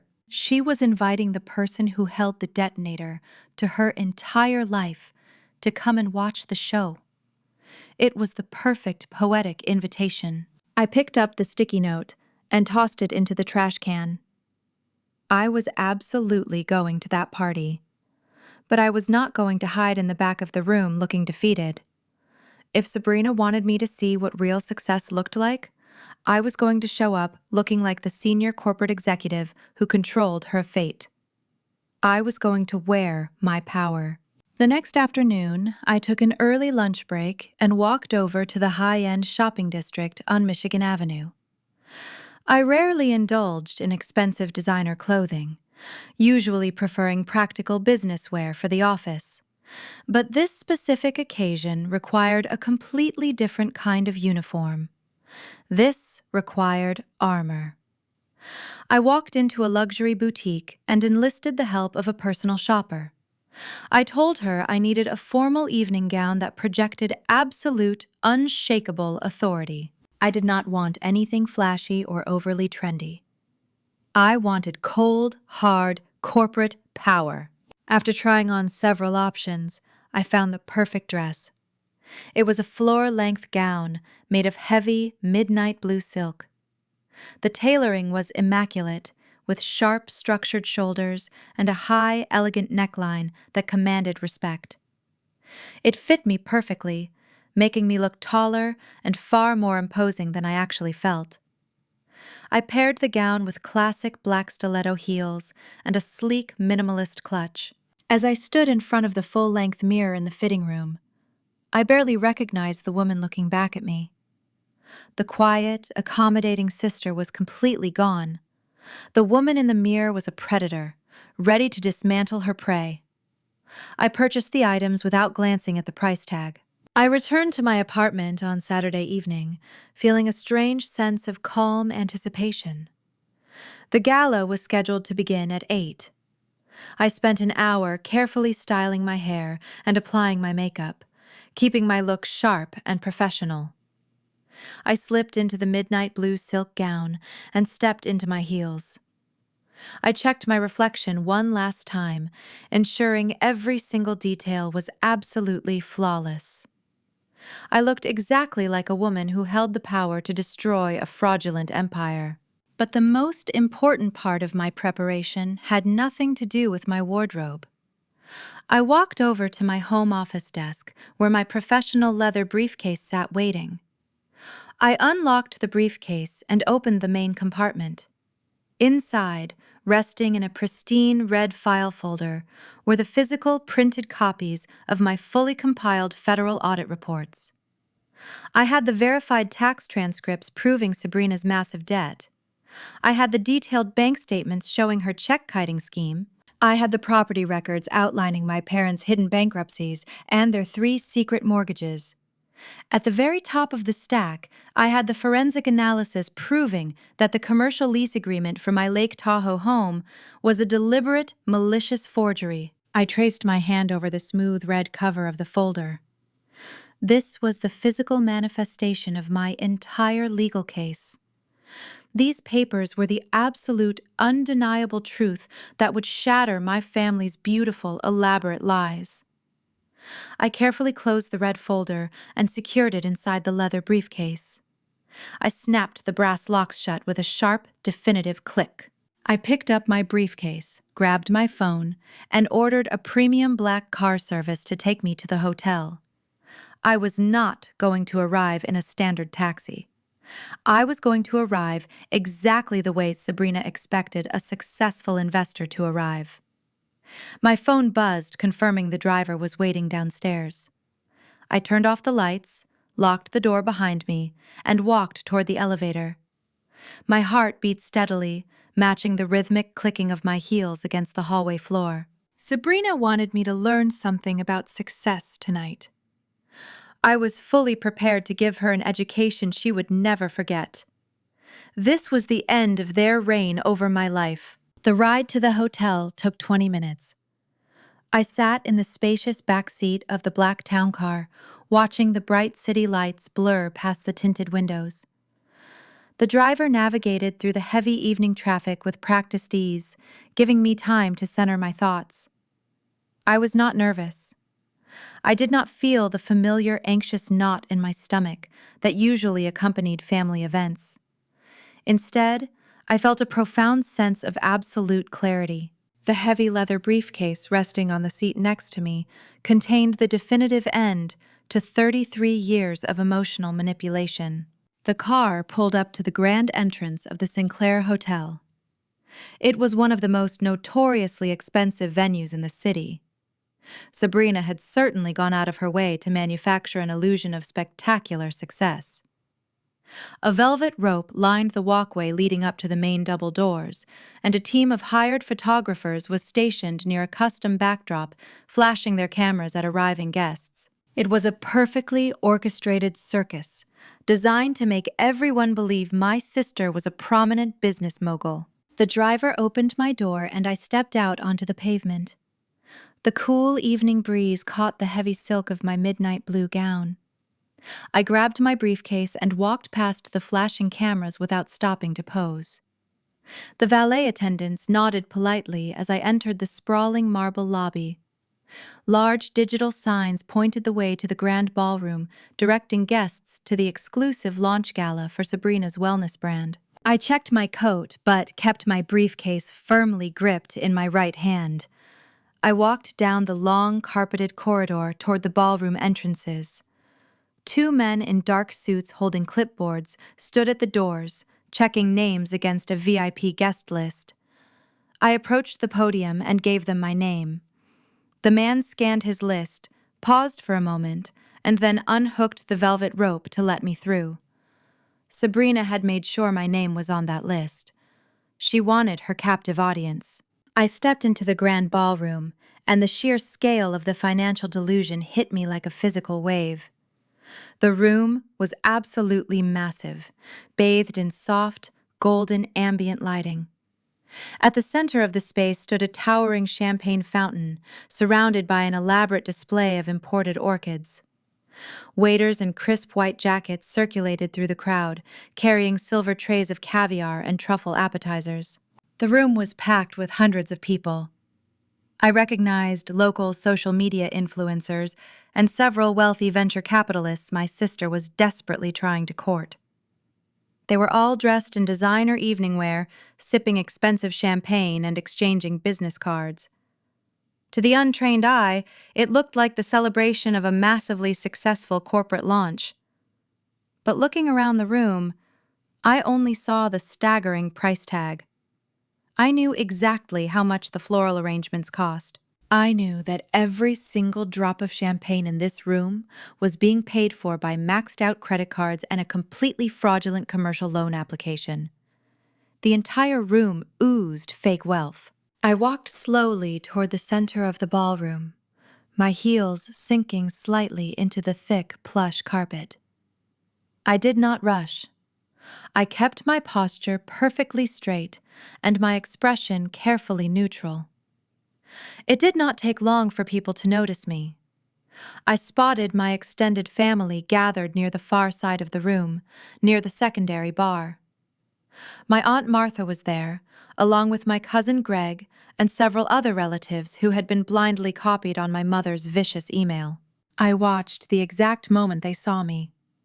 Aunt Martha stopped, mid-sentence, her wineglass hovering near her mouth. She nudged Greg, who turned around and stared at me with wide eyes. I could see the confusion washing over their faces. According to the dramatic story my mother had spun to the entire family, I was supposed to be in the middle of a violent psychotic break. They were expecting to see a frantic, unhinged woman dragging herself into the room to cause a hysterical scene. Instead, they saw a polished senior corporate executive, looking flawless and entirely composed. I did not look crazy. I looked like I owned the building. I held their stares for a long moment, offering a slow, polite smile that clearly unnerved them. Aunt Martha quickly looked away, pretending to be highly interested in her drink. They began whispering to each other, casting nervous glances in my direction. I turned my attention away from them and gracefully signaled a passing waiter. I took a glass of sparkling water from his silver tray and continued my slow, deliberate stroll through the crowd. I navigated through a cluster of potential investors who were loudly discussing the impressive projected revenue numbers Sabrina had fabricated for her brand. I kept my face blank, locking down the urge to tell them they were looking at a bottomless money pit. I knew my parents would be monitoring the doors like hawks. As I approached the towering champagne fountain near the center of the ballroom, I finally saw her. My mother Barbara was weaving her way through the crowd, moving with an urgent, frantic energy that completely betrayed her elegant designer gown. She was excusing herself past guests, smiling tightly at anyone who caught her eye, but her gaze was locked dead onto me. Her face was a mask of barely contained fury. She had not expected me to actually show up. She had assumed her cruel email and the threat of public humiliation would keep me cowering in my apartment. She thought her smear campaign had successfully isolated me. Seeing me standing confidently in the middle of her precious daughter's gala completely shattered her sense of control. Barbara closed the remaining distance between us and intercepted me just as I reached the edge of the champagne display. She positioned her body to block my path, forcing a rigid, terrifyingly fake smile onto her face for the benefit of the surrounding guests. Up close, I could see the panicked sweat glistening on her forehead and the hard set of her jaw. She leaned in close, her heavy, expensive perfume masking the stale smell of nervous tension. She kept her voice pitched extremely low, ensuring her words would not carry beyond the two of us. "How dare you show your face here tonight?" she hissed, her words sharp and venomous. "After the violent display you put on last weekend, you are incredibly lucky I have not already had you committed to a psychiatric facility. I told you to stay away from your sister until you got your head right." I took a slow sip of my sparkling water, maintaining my calm demeanor. "I am feeling perfectly fine, Mother," I replied, keeping my voice pleasant and even. "I received an exclusive invitation to attend a brand launch. I am simply here to support the family business." Barbara's eyes darted nervously toward a group of investors standing a few feet away. She leaned in even closer, her manicured fingers gripping the edge of her sparkly evening clutch so tightly her knuckles turned white. "Do not play games with me, Elise," she threatened. "Security will escort you out, unless you brought the signed deed. Hand over the property transfer right now, or you are leaving in disgrace." I smiled coldly, held up a pristine, heavy red folder and replied, "Oh, I brought the right paperwork." Barbara stared at the heavy red folder in my hand, her eyes darting frantically from the pristine cardboard to my calm, unbothered face. The confident sneer she had worn just seconds ago melted away, replaced by a sudden, creeping realization that she had vastly underestimated the situation.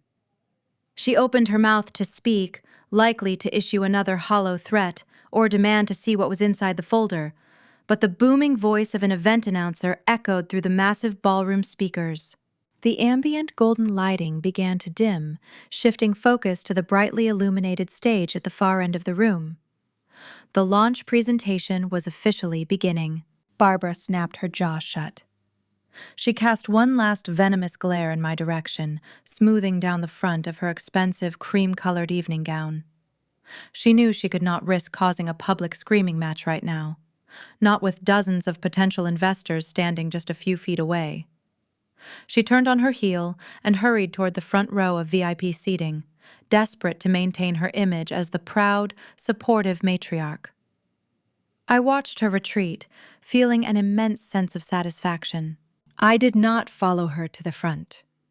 Instead, I moved toward the center aisle of the ballroom, positioning myself in a spot where I had a clear, unobstructed view of the stage, and more importantly, a direct path to the secondary microphone stand set up for audience questions. A gentle instrumental track played over the sound system as the event announcer returned to the microphone. He enthusiastically introduced the woman of the hour, calling her a visionary entrepreneur and a pioneer in the modern wellness space. The heavy velvet curtains at the back of the stage parted, and my sister walked out into the bright white spotlight. Sabrina looked absolutely radiant, playing her part to absolute perfection. She was wearing a stunning, custom-tailored white pantsuit that projected both professional authority and effortless glamour. Her blonde hair was styled in loose, cascading waves, and her makeup was flawless. She walked to the center of the stage, waving graciously to the cheering crowd. She paused at the main microphone, placing one hand over her heart and bowing her head slightly, feigning a look of deep, overwhelming humility. The applause from the audience washed over her, and I could see my parents sitting in the front row, clapping enthusiastically and beaming with manufactured pride. "Thank you so much," Sabrina said, her voice echoing clearly through the massive ballroom. She let out a soft, breathless laugh, perfectly timed to make her seem relatable and grounded. "I am honestly just so overwhelmed by the incredible turnout tonight. Looking out at all of your faces, seeing the support from my amazing community, it makes every single late night and early morning completely worth it." I stood quietly in the shadows, my hands resting lightly on my leather briefcase. Her performance was masterfully executed. If I had not spent the morning combing through her catastrophic financial records, I might have actually believed the illusion myself. Sabrina grasped the sides of the podium, leaning forward slightly to create a sense of intimate connection with her wealthy audience.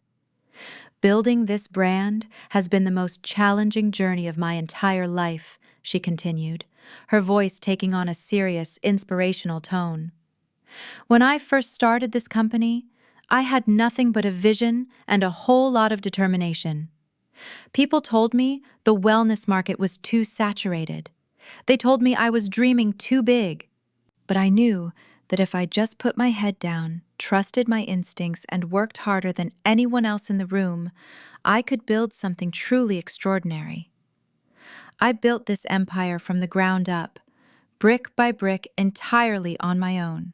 I listened to my sister stand under a bright spotlight and brazenly claim to be a self-made woman. She was speaking to a room full of venture capitalists, proudly declaring her independence, while her entire existence was funded by predatory loans, check-kiting schemes, and the secret bankruptcy of our parents. She had not built an empire from the ground up. She had built a massive financial sinkhole using stolen equity and forged signatures. The absolute delusion required to stand on that stage and lie so effortlessly was genuinely terrifying. Sabrina paused, letting her inspirational words settle over the attentive crowd. She reached up and delicately wiped an imaginary tear from the corner of her eye. The audience murmured in sympathy, captivated by her emotional display. But the journey to success is never just about overcoming business obstacles, she said, her voice trembling with perfectly manufactured sorrow. Sometimes the hardest obstacles we face are the people closest to us. I felt my spine stiffen. I knew exactly where this was going. As you climb the ladder of success, you quickly realize that not everyone wants to see you reach the top. Sabrina continued her gaze, sweeping across the dark ballroom. Sometimes the people who share your blood are the ones who try the hardest to drag you back down. I have had to make some incredibly painful decisions this year. I have had to learn how to aggressively cut toxic, jealous family members out of my life. I had to learn that protecting my peace and protecting my brand means walking away from negative energy, no matter who it comes from. The crowd erupted into supportive applause. I saw a few women in the front row nodding vigorously, entirely captivated by Sabrina's tale of overcoming familial adversity. My father, Thomas, reached over and patted my mother's hand, projecting the image of a united, supportive family standing strong against a malicious outsider. They were actively weaponizing my absence, using the very boundaries I had tried to establish as proof of my supposed toxicity. Sabrina was twisting the story, painting herself as the brave survivor of a jealous sister who simply could not handle her radiant success. I did not feel angry. I felt an icy, resolute calm spread through my veins. Every single word she spoke was just another nail in her own coffin. She was cementing her fraudulent narrative in front of hundreds of witnesses, making the impending collapse that much more devastating. Sabrina waited for the applause to die down before offering the audience a bright, triumphant smile. "But we are not here tonight to dwell on the negativity of the past," she announced, her voice ringing with newfound energy. "We are here to celebrate the future. We are here to celebrate growth, expansion, and the incredible synergy of this community." She stepped away from the podium and began pacing slowly across the stage, addressing the crowd directly. "I brought you all here tonight because this brand is no longer just a small, local initiative. We are taking things to the absolute next level. I have spent the last few months working tirelessly behind the scenes with some of the most prominent financial institutions in the country. We have undergone rigorous audits, intense market evaluations, and comprehensive corporate reviews." I gripped the handle of my briefcase. She was actually going to say it. She was going to commit to the lie in front of the entire room. "And I am incredibly proud to officially announce to all of you tonight that our hard work has finally paid off," Sabrina declared, her voice rising to an excited crescendo. "As of this morning, my company has officially secured $3 million in federal bank funding. We are taking this brand completely national." The ballroom exploded into thunderous cheers. The investors in the room clapped loudly, raising their champagne glasses in the air to toast the newly minted corporate success story. Upbeat celebratory music suddenly blasted from the speakers, washing over the cheering crowd.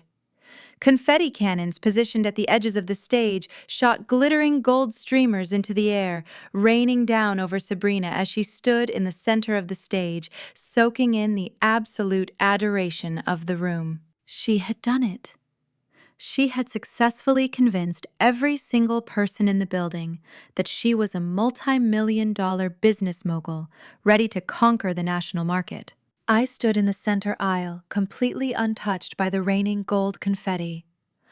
I watched my sister raise her hands in triumph.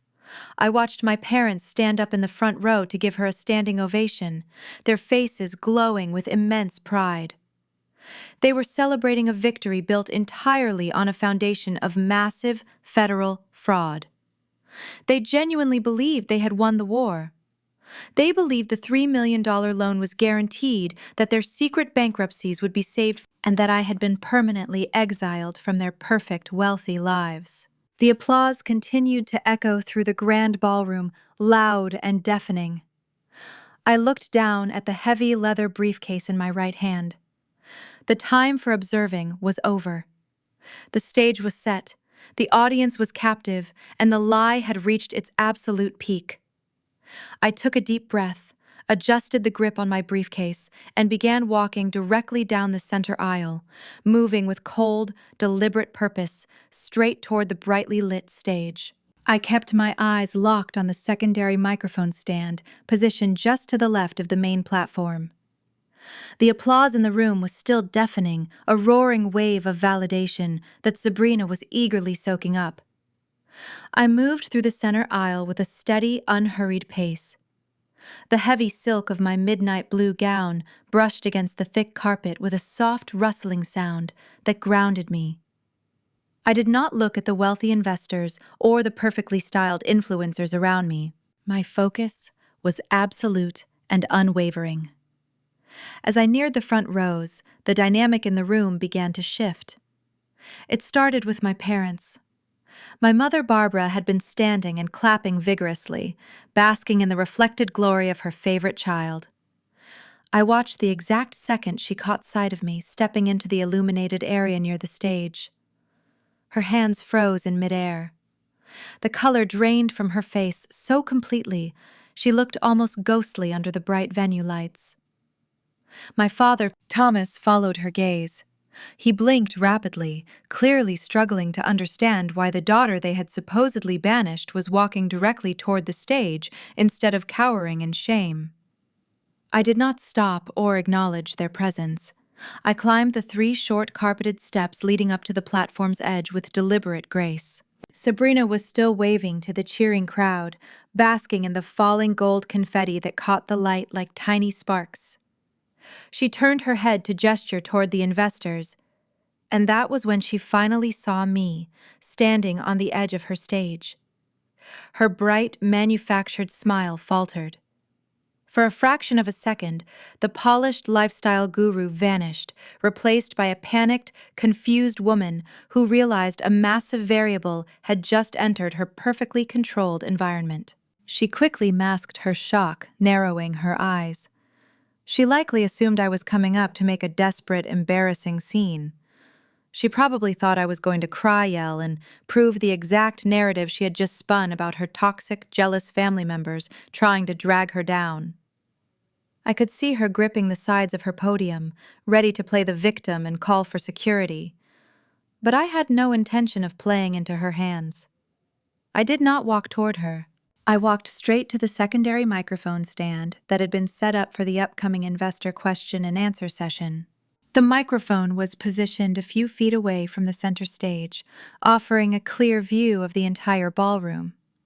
I stepped behind it and placed my heavy leather briefcase carefully on the small wooden table next to the stand. I reached out and tapped the top of the microphone with my index finger. The sharp, percussive thud echoed through the massive ballroom speakers, cutting through the fading applause and the celebratory background music. I tapped it a second time. The sound was commanding and impossible to ignore. The upbeat music abruptly cut off as the sound technician in the back of the room reacted to the unexpected interference. The applause died away rapidly, rolling back from the front rows to the rear doors, replaced by a confused, murmuring silence. Hundreds of faces turned toward me.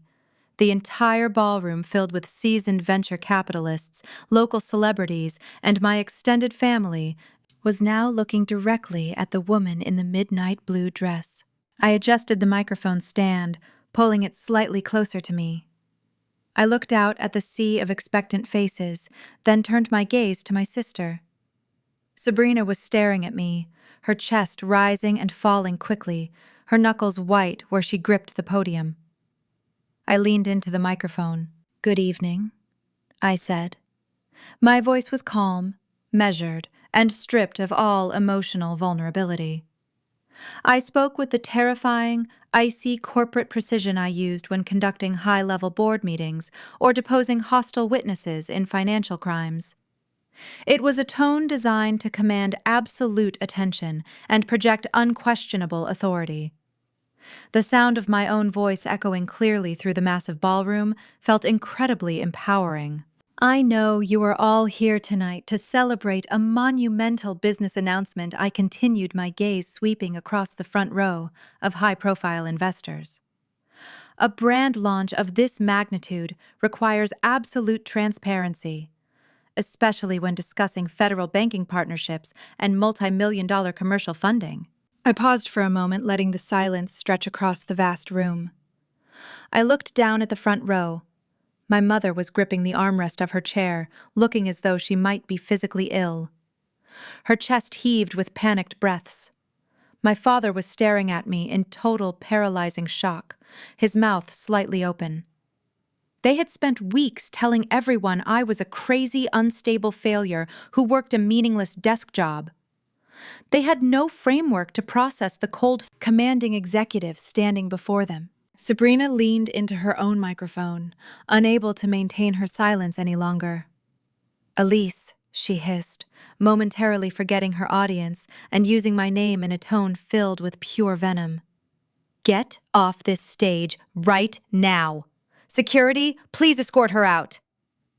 I ignored her. I did not turn my head in her direction. I kept my eyes locked firmly on the men and women in the audience who were currently holding their checkbooks.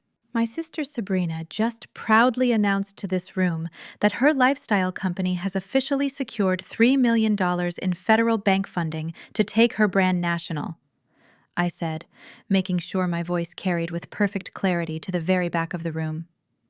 She claimed this funding was the result of rigorous audits, intense market evaluations, and comprehensive corporate reviews. It is a highly impressive claim to make, in a room filled with potential seed investors who are deciding whether to back this venture. I placed my hand on the brass locks of my briefcase. The sharp click of the locks opening was amplified by the microphone, sounding like a gavel striking wood. I reached inside and pulled out the thick, pristine red folder containing my fully compiled federal audit reports. I placed the folder carefully on the stand in front of me, smoothing my hand over the cover. "I am not standing here tonight as a jealous family member or a disgruntled sister," I announced, my voice dropping to a serious, uncompromising register. "For those of you who do not know me, my name is Elise Hayes.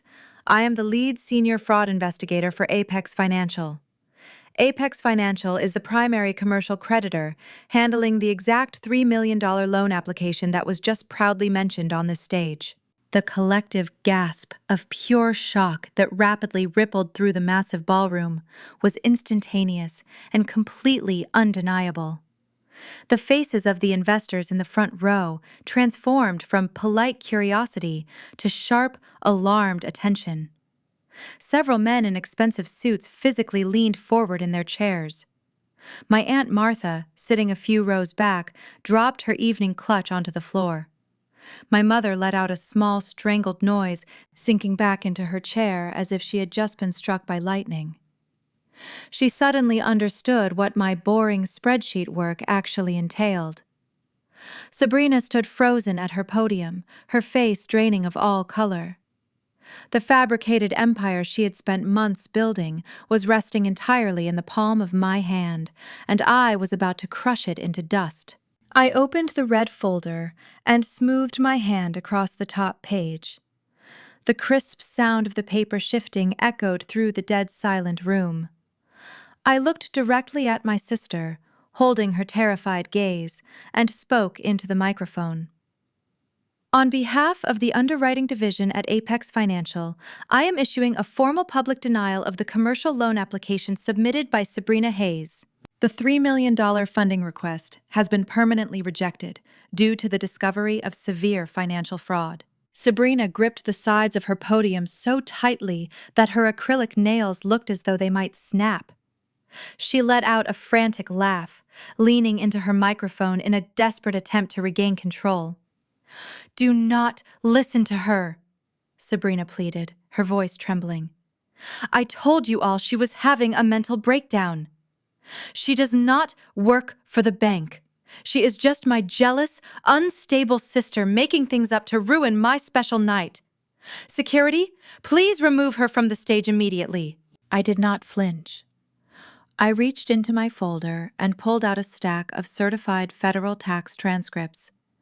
I held them up for the front row to see. "I assure you my credentials are entirely real," I stated calmly. "And unfortunately for Sabrina, these documents are also real. You just stood on this stage and told dozens of prominent investors that your wellness brand was generating massive profits. You projected an image of a thriving corporate enterprise. But a forensic audit of your corporate accounts reveals a completely different reality. Your company has absolutely zero legitimate revenue." A wave of shocked murmurs rolled through the audience. Several venture capitalists in the front row exchanged deeply concerned glances, their hands instinctively reaching for the breast pockets of their suit jackets where they kept their checkbooks. Sabrina opened her mouth to protest, but I did not give her the opportunity to spin another lie. I raised my voice just enough to cut through the rising tension in the room. "The massive deposits you have been recording as corporate income are nothing more than fraudulent internal transfers," I continued, reading directly from the audit report. "You currently hold 14 maxed out personal credit cards and multiple high-interest predatory loans. You have been systematically shuffling cash advances between these accounts to artificially inflate your corporate ledger. You are operating a textbook check-kiting scheme. You are not a successful entrepreneur. You are drowning in massive consumer debt, and you are using this launch gala to solicit seed money under completely false pretenses to pay off your personal liabilities." The murmurs in the crowd grew louder, shifting rapidly from confusion to outright anger. The illusion of wealth was evaporating before their eyes. An older man in the second row, who I recognized as a prominent local angel investor, stood up and demanded to know if what I was saying was true. Sabrina stammered, stepping back from her podium as if the microphone had suddenly caught fire. She looked frantically toward our parents in the front row, silently begging them to intervene and save her sinking ship. My mother jumped to her feet, her face flushed an ugly dark shade of red. She pointed a trembling finger at me. "This is outrageous defamation," Barbara shouted, her perfectly cultivated high society persona completely disintegrating. "My husband and I are the primary guarantors of that loan. We pledged our family estate as collateral to back this business. Our financial standing is impeccable, and we will sue you for every penny you have for spreading these vicious lies." I turned my gaze to my mother, feeling a profound sense of cold satisfaction. "I was hoping you would mention your role as the guarantors," I said smoothly, "because that brings me to the second reason the commercial loan was federally declined." I pulled the property records from my red folder and held them up. "You pledged your sprawling suburban mansion as the foundational collateral to secure this $3 million loan. You swore under penalty of perjury that your assets were clear, but a review of the National Real Estate Registry reveals that you have taken out 3 separate high-interest mortgages against your home over the past 5 years." My father, Thomas, physically recoiled in his chair, his face turning an ashen gray. The extended family members sitting nearby gasped out loud. Aunt Martha covered her mouth with both hands, staring at my parents in absolute horror. "You have drained every ounce of equity from your property to fund Sabrina's failed business ventures," I announced to the entire room. "Your bank accounts are entirely depleted, and your retirement funds are gone. You are secretly completely bankrupt. Furthermore, your primary residence is currently in active foreclosure. The bank practically already owns your house. You attempted to co-sign a multi-million-dollar corporate loan using an asset that you are weeks away from legally losing." Barbara collapsed back into her chair, burying her face in her hands, as a loud, uncontrollable sob ripped through her chest.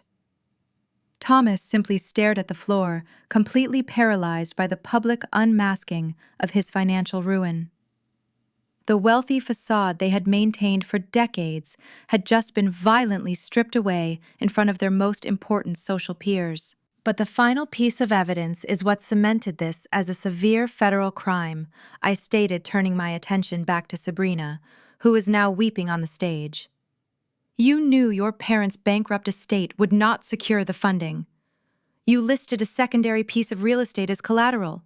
You submitted a long-term commercial lease agreement for a luxury property located in Lake Tahoe, claiming exclusive operational rights. I pulled out the forensic overlay report and the certified copy of my property deed. That Lake Tahoe property belongs entirely to me, I declared, my voice ringing with absolute authority. I am the sole legal owner of that estate. I never authorized its use as collateral.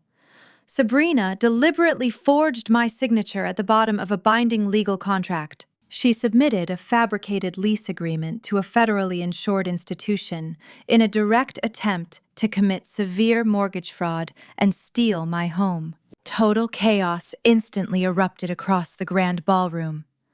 The polite professional atmosphere completely shattered. The venture capitalists in the front row did not hesitate for another second.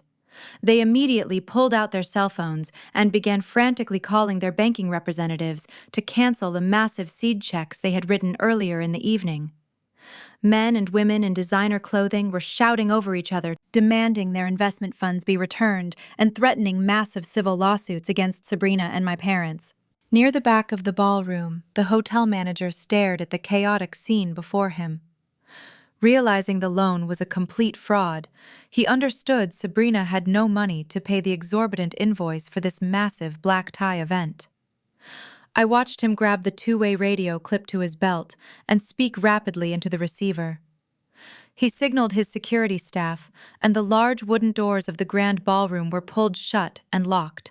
He was not letting anyone involved in the fraudulent booking leave the premises.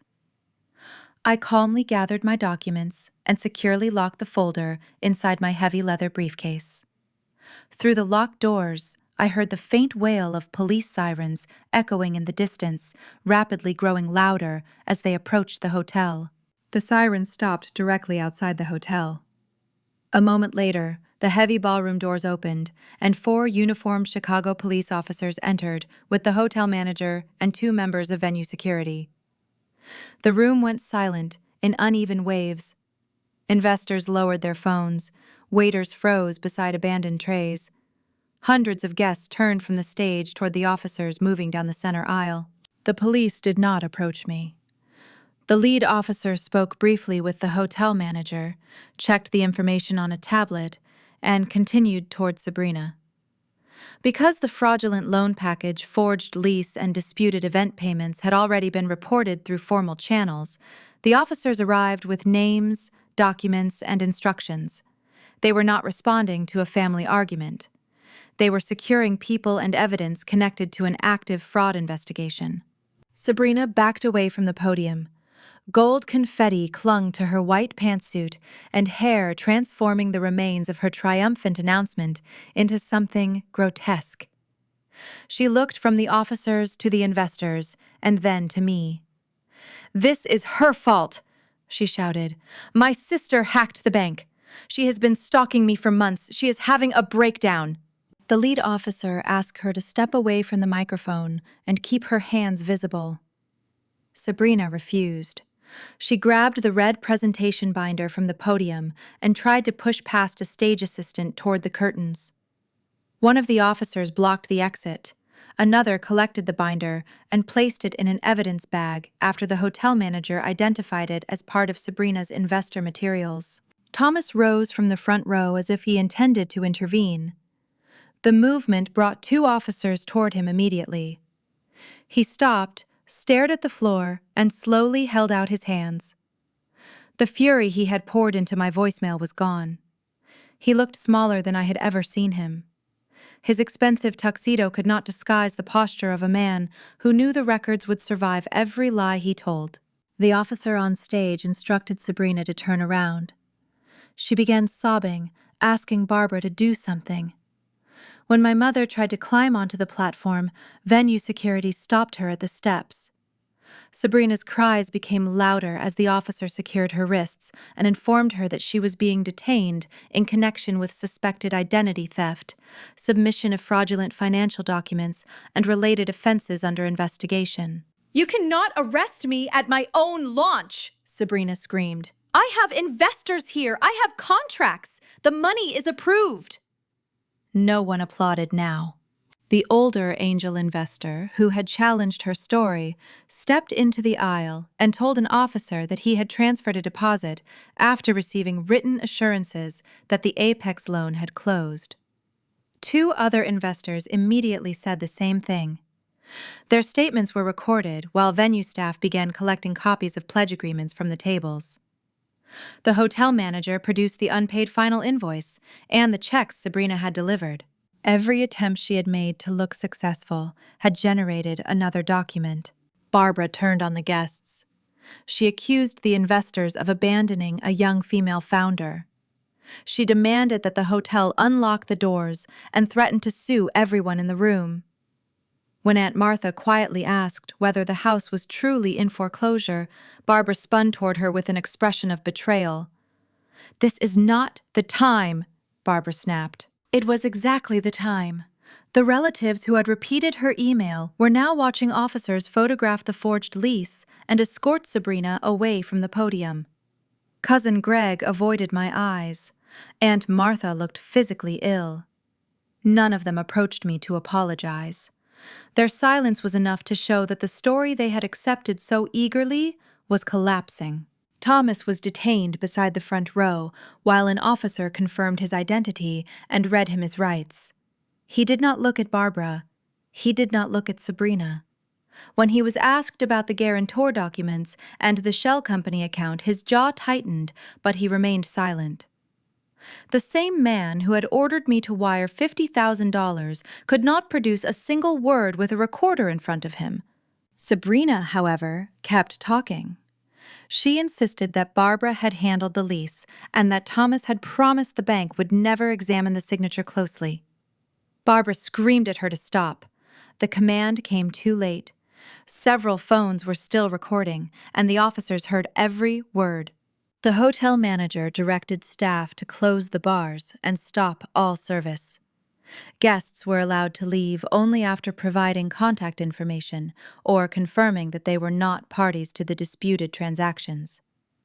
Potential investors clustered in the lobby, calling attorneys and banks. Influencers deleted celebratory posts almost as quickly as they had uploaded them.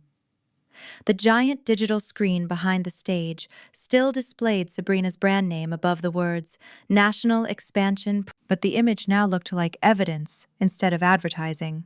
I remained beside the secondary microphone until the officers had secured the relevant folders. Then I closed my red file and locked it inside my briefcase. I had not brought original corporate records, only approved copies and summaries, and I surrendered nothing outside the formal process. The truth did not need to be thrown across the room. It was already preserved in the systems that mattered. Barbara finally broke away from venue security and came toward me. Her makeup was streaked, one strap of her gown had slipped from her shoulder, and the high society composure she valued more than honesty was gone. "You planned this!" she screamed. "You waited until everyone was here because you wanted to humiliate us. You could have signed the deed. You could have let your sister use one house. Instead, you destroyed this family." I looked at the woman who had taken my college fund, attempted to transfer my home, defended a forged lease, and called me mentally ill when I resisted. For most of my life, her anger had been enough to make me question my own memory. That night, it sounded empty. "I did not destroy anything, Mom," I said. "I just audited it." The sentence landed in the quiet space between us. Barbara opened her mouth, but no answer came. The officers escorted Sabrina through the center aisle first. Her hands were cuffed behind her, and the gold confetti continued to fall from her clothes with every step. Thomas followed between two officers. At the ballroom doors, he glanced back once. I could not tell whether he expected rescue, forgiveness, or another chance to command me. I gave him nothing. Aunt Martha whispered my name as I walked past her. I did not stop. This was not the moment to comfort relatives who had helped my mother isolate me. They would have time to decide what the evidence meant when they were no longer surrounded by champagne and police lights. I crossed the marble lobby and stepped outside. Patrol cars illuminated the pavement in red and blue. Reporters had not arrived yet, and the night air felt clean after the perfume and panic of the ballroom. I stood beneath the hotel awning called a car and watched the officers place Sabrina and Thomas into separate vehicles. I felt no triumph strong enough to erase what had happened. Justice did not restore the college fund, the years of favoritism, or the home invasion. But it ended the illusion that I had to absorb their harm quietly to remain part of a family. When my car arrived, I placed the briefcase beside me and gave the driver my address. Behind us, the gala continued collapsing under the weight of unpaid invoices, canceled investments, and documented lies. I did not look back. For the first time, the consequences belonged entirely to the people who had created them. 6 months passed before the legal and financial consequences became fully visible. The investigation did not resolve in one dramatic night. It moved through interviews, document requests, account reviews, civil filings, and negotiations conducted far from the ballroom. But the evidence was consistent everywhere it appeared. Sabrina had submitted false revenue statements, used a forged lease connected to my property, and solicited money while representing that a $3 million loan had already been secured. Thomas and Barbara had guaranteed the application with a house burdened by 3 undisclosed mortgages and had moved borrowed funds through shell companies tied to Sabrina's expenses. The court froze the remaining accounts associated with the wellness company.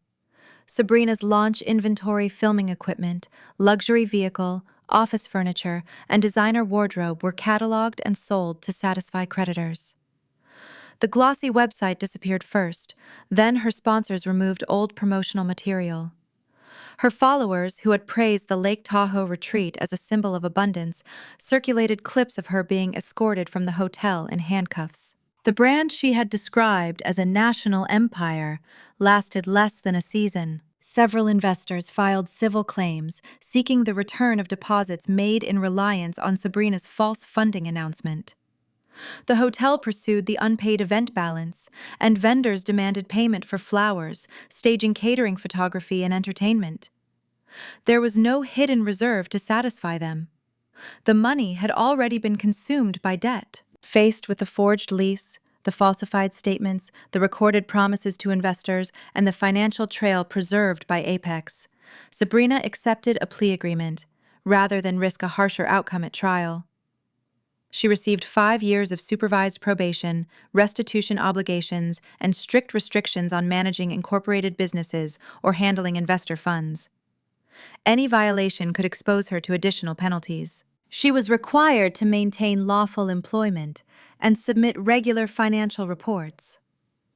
The woman who had called herself a lifestyle visionary began working hourly shifts for a retailer that prohibited her from accessing company accounts.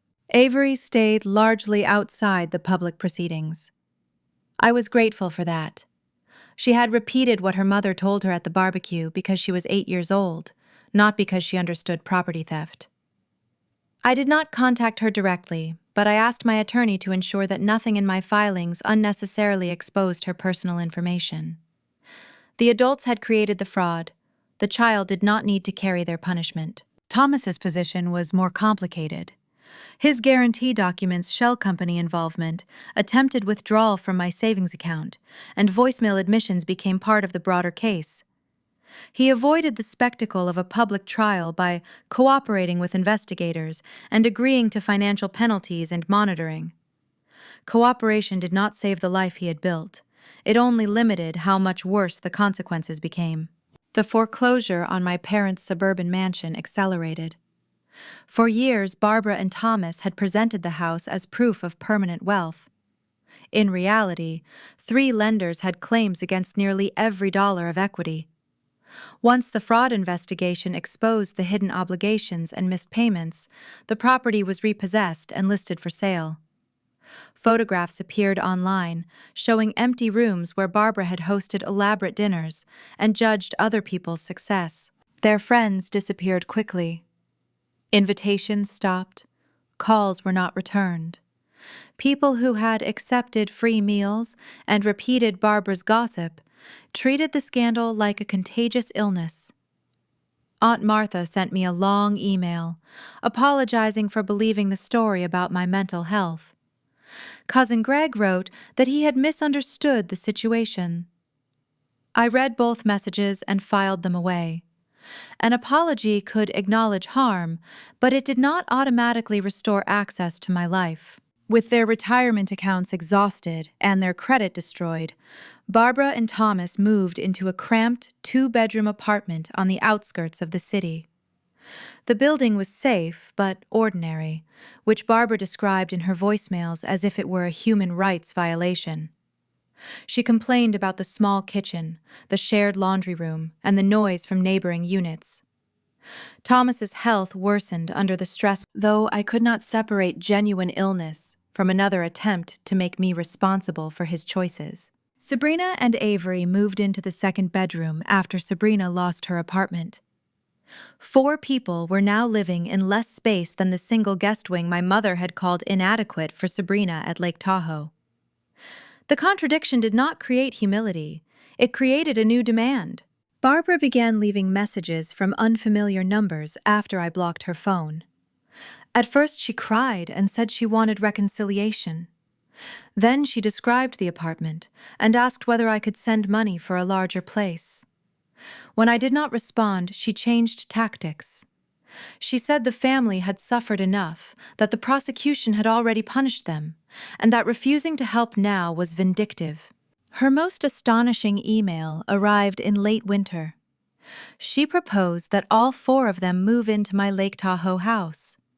She emphasized that the property had 5 bedrooms and claimed they could live in one section without disturbing me. Sabrina, she said, could maintain the house and rebuild her life quietly. Barbara framed the arrangement as an opportunity for healing, as though the break-in, forged lease, and loan application were minor misunderstandings rather than deliberate attempts to take my home. I did not answer. The absence of a response made the messages more aggressive. Thomas wrote that I was allowing my parents to suffer while sitting in an empty mansion. Sabrina sent a short email accusing me of keeping Avery from her rightful family legacy.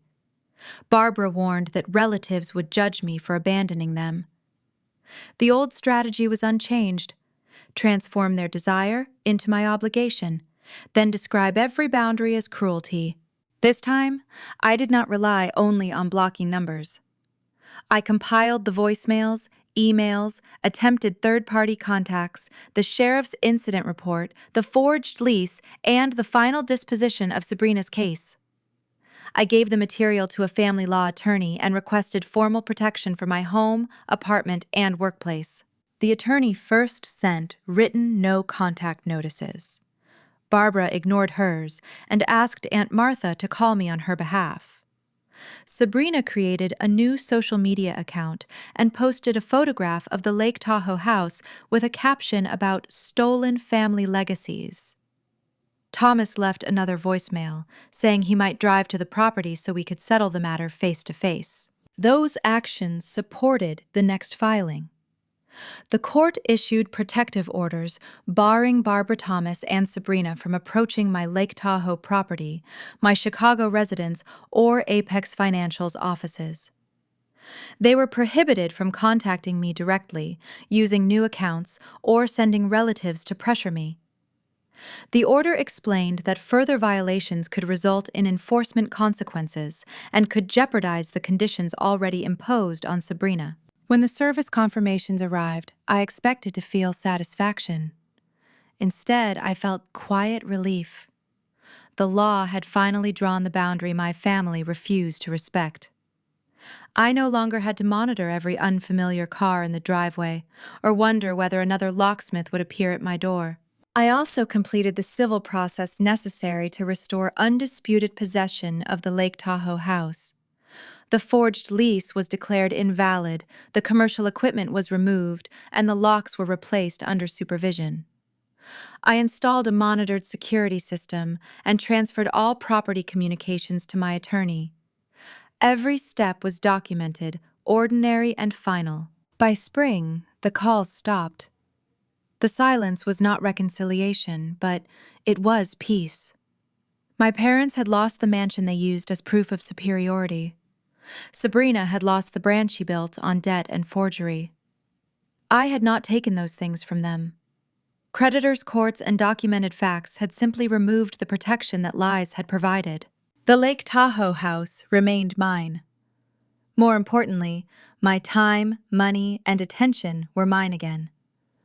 I stopped measuring my choices against Barbara's approval and stopped waiting for Thomas to admit that he had failed me. Their consequences were no longer a crisis I was expected to solve. They were the natural result of decisions I had finally refused to finance.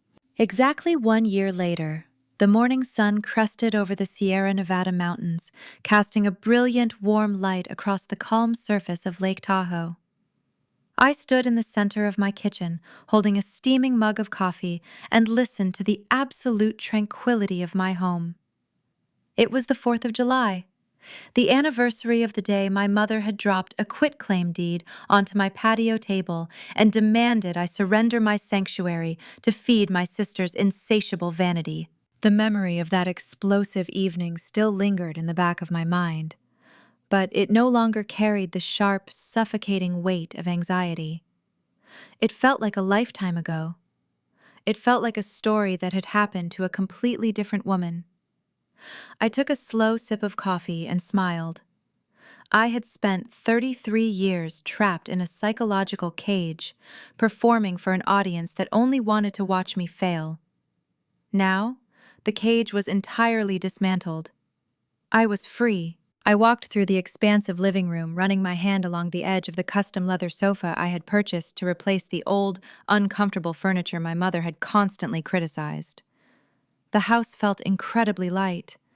It smelled of fresh pine and the lemon marinade I had prepared for the barbecue. I slid open the heavy glass doors and stepped out onto the wraparound cedar deck. This was the exact spot where the illusion of my family had violently shattered. I looked at the large wooden patio table. It was no longer a battleground.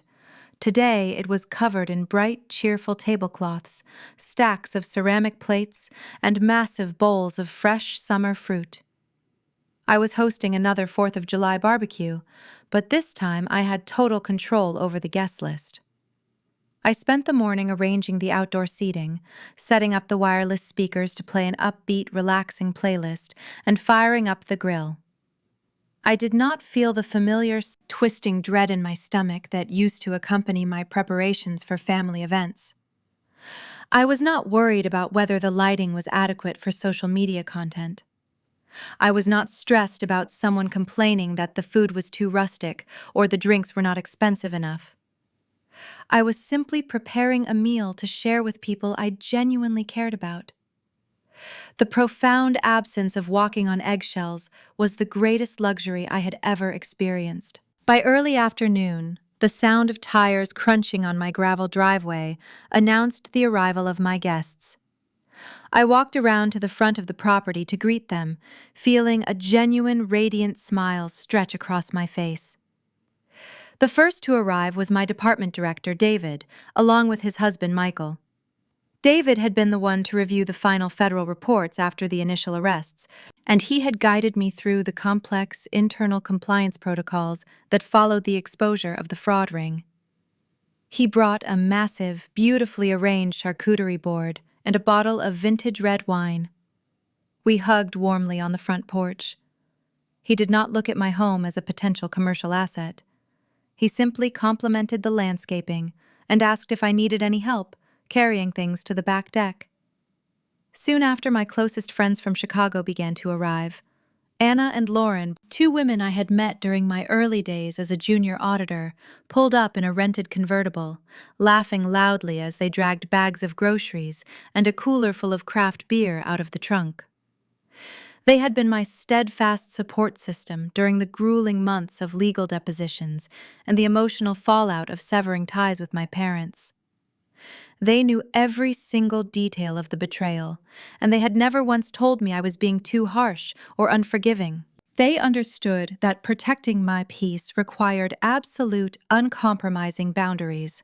Within an hour, my house was filled with the vibrant, joyful sounds of a real celebration. There were no tense, passive-aggressive whispers in the kitchen. There were no forced, superficial conversations designed to project a fake image of wealth to the neighbors. The deck was packed with 12 incredible, grounded people who were laughing, sharing stories, and genuinely enjoying each other's company. I stood by the grill, flipping burgers and listening to David tell a hilarious story about a recent corporate retreat. Lauren was sitting on the edge of a lounge chair, debating the best hiking trails in the area with Michael. Anna was helping me carry platters of grilled vegetables to the main table, bumping her shoulder against mine affectionately. I looked around at the faces of my friends, my colleagues, and my chosen family. They did not care about the vaulted ceilings or the expensive hardwood floors. They cared about me. They valued my intellect, my loyalty, and my resilience. They celebrated my professional achievements without an ounce of jealousy or resentment. They asked me questions about my life because they actually wanted to hear the answers, not because they were looking for a weakness to exploit. For the very first time in my entire adult life, I felt completely, undeniably seen. I felt safe in my own home. As the late afternoon transitioned into early evening, the intense summer heat began to mellow into a comfortable, cool mountain breeze. We finished eating, and the group slowly migrated from the dining table to the comfortable outdoor sofas, nursing cold drinks and watching the sky begin to change colors. I excused myself from the lively conversation, poured a fresh glass of white wine, and walked slowly down the wooden staircase that led to my private dock. The heavy wooden planks thumped softly beneath my bare feet. I reached the end of the pier and stood at the very edge, letting the gentle, rhythmic sound of the water lapping against the wooden pilings wash over me. I looked out across the vast, pristine expanse of Lake Tahoe. The setting sun was painting the clouds in brilliant, breathtaking shades of deep violet, burnt orange, and soft pink. The colors reflected perfectly on the glassy surface of the water, creating a stunning, almost surreal landscape. I took a slow sip of my wine, the crisp, cold liquid grounding me firmly in the present moment. I thought about the 3 people currently sitting in a cramped apartment miles away, consumed by the miserable consequences of their boundless greed. I thought about the frantic, desperate emails they had sent, begging for a second chance, begging for access to the wealth they had tried so hard to steal. I did not feel any lingering anger. I did not feel any lingering sadness. I simply felt an overwhelming, profound sense of absolute peace. The journey over the past 12 months had been brutal, exhausting, and emotionally taxing. But standing here on the edge of the water, surrounded by the laughter of people who truly loved me, I finally understood the ultimate lesson of this entire ordeal. The sweetest, most satisfying revenge was not watching my toxic family lose their sprawling mansion. It was not watching the golden child get escorted out of a luxury hotel in handcuffs. It was not the public unmasking of their massive financial fraud or the total destruction of their carefully cultivated fake high society image.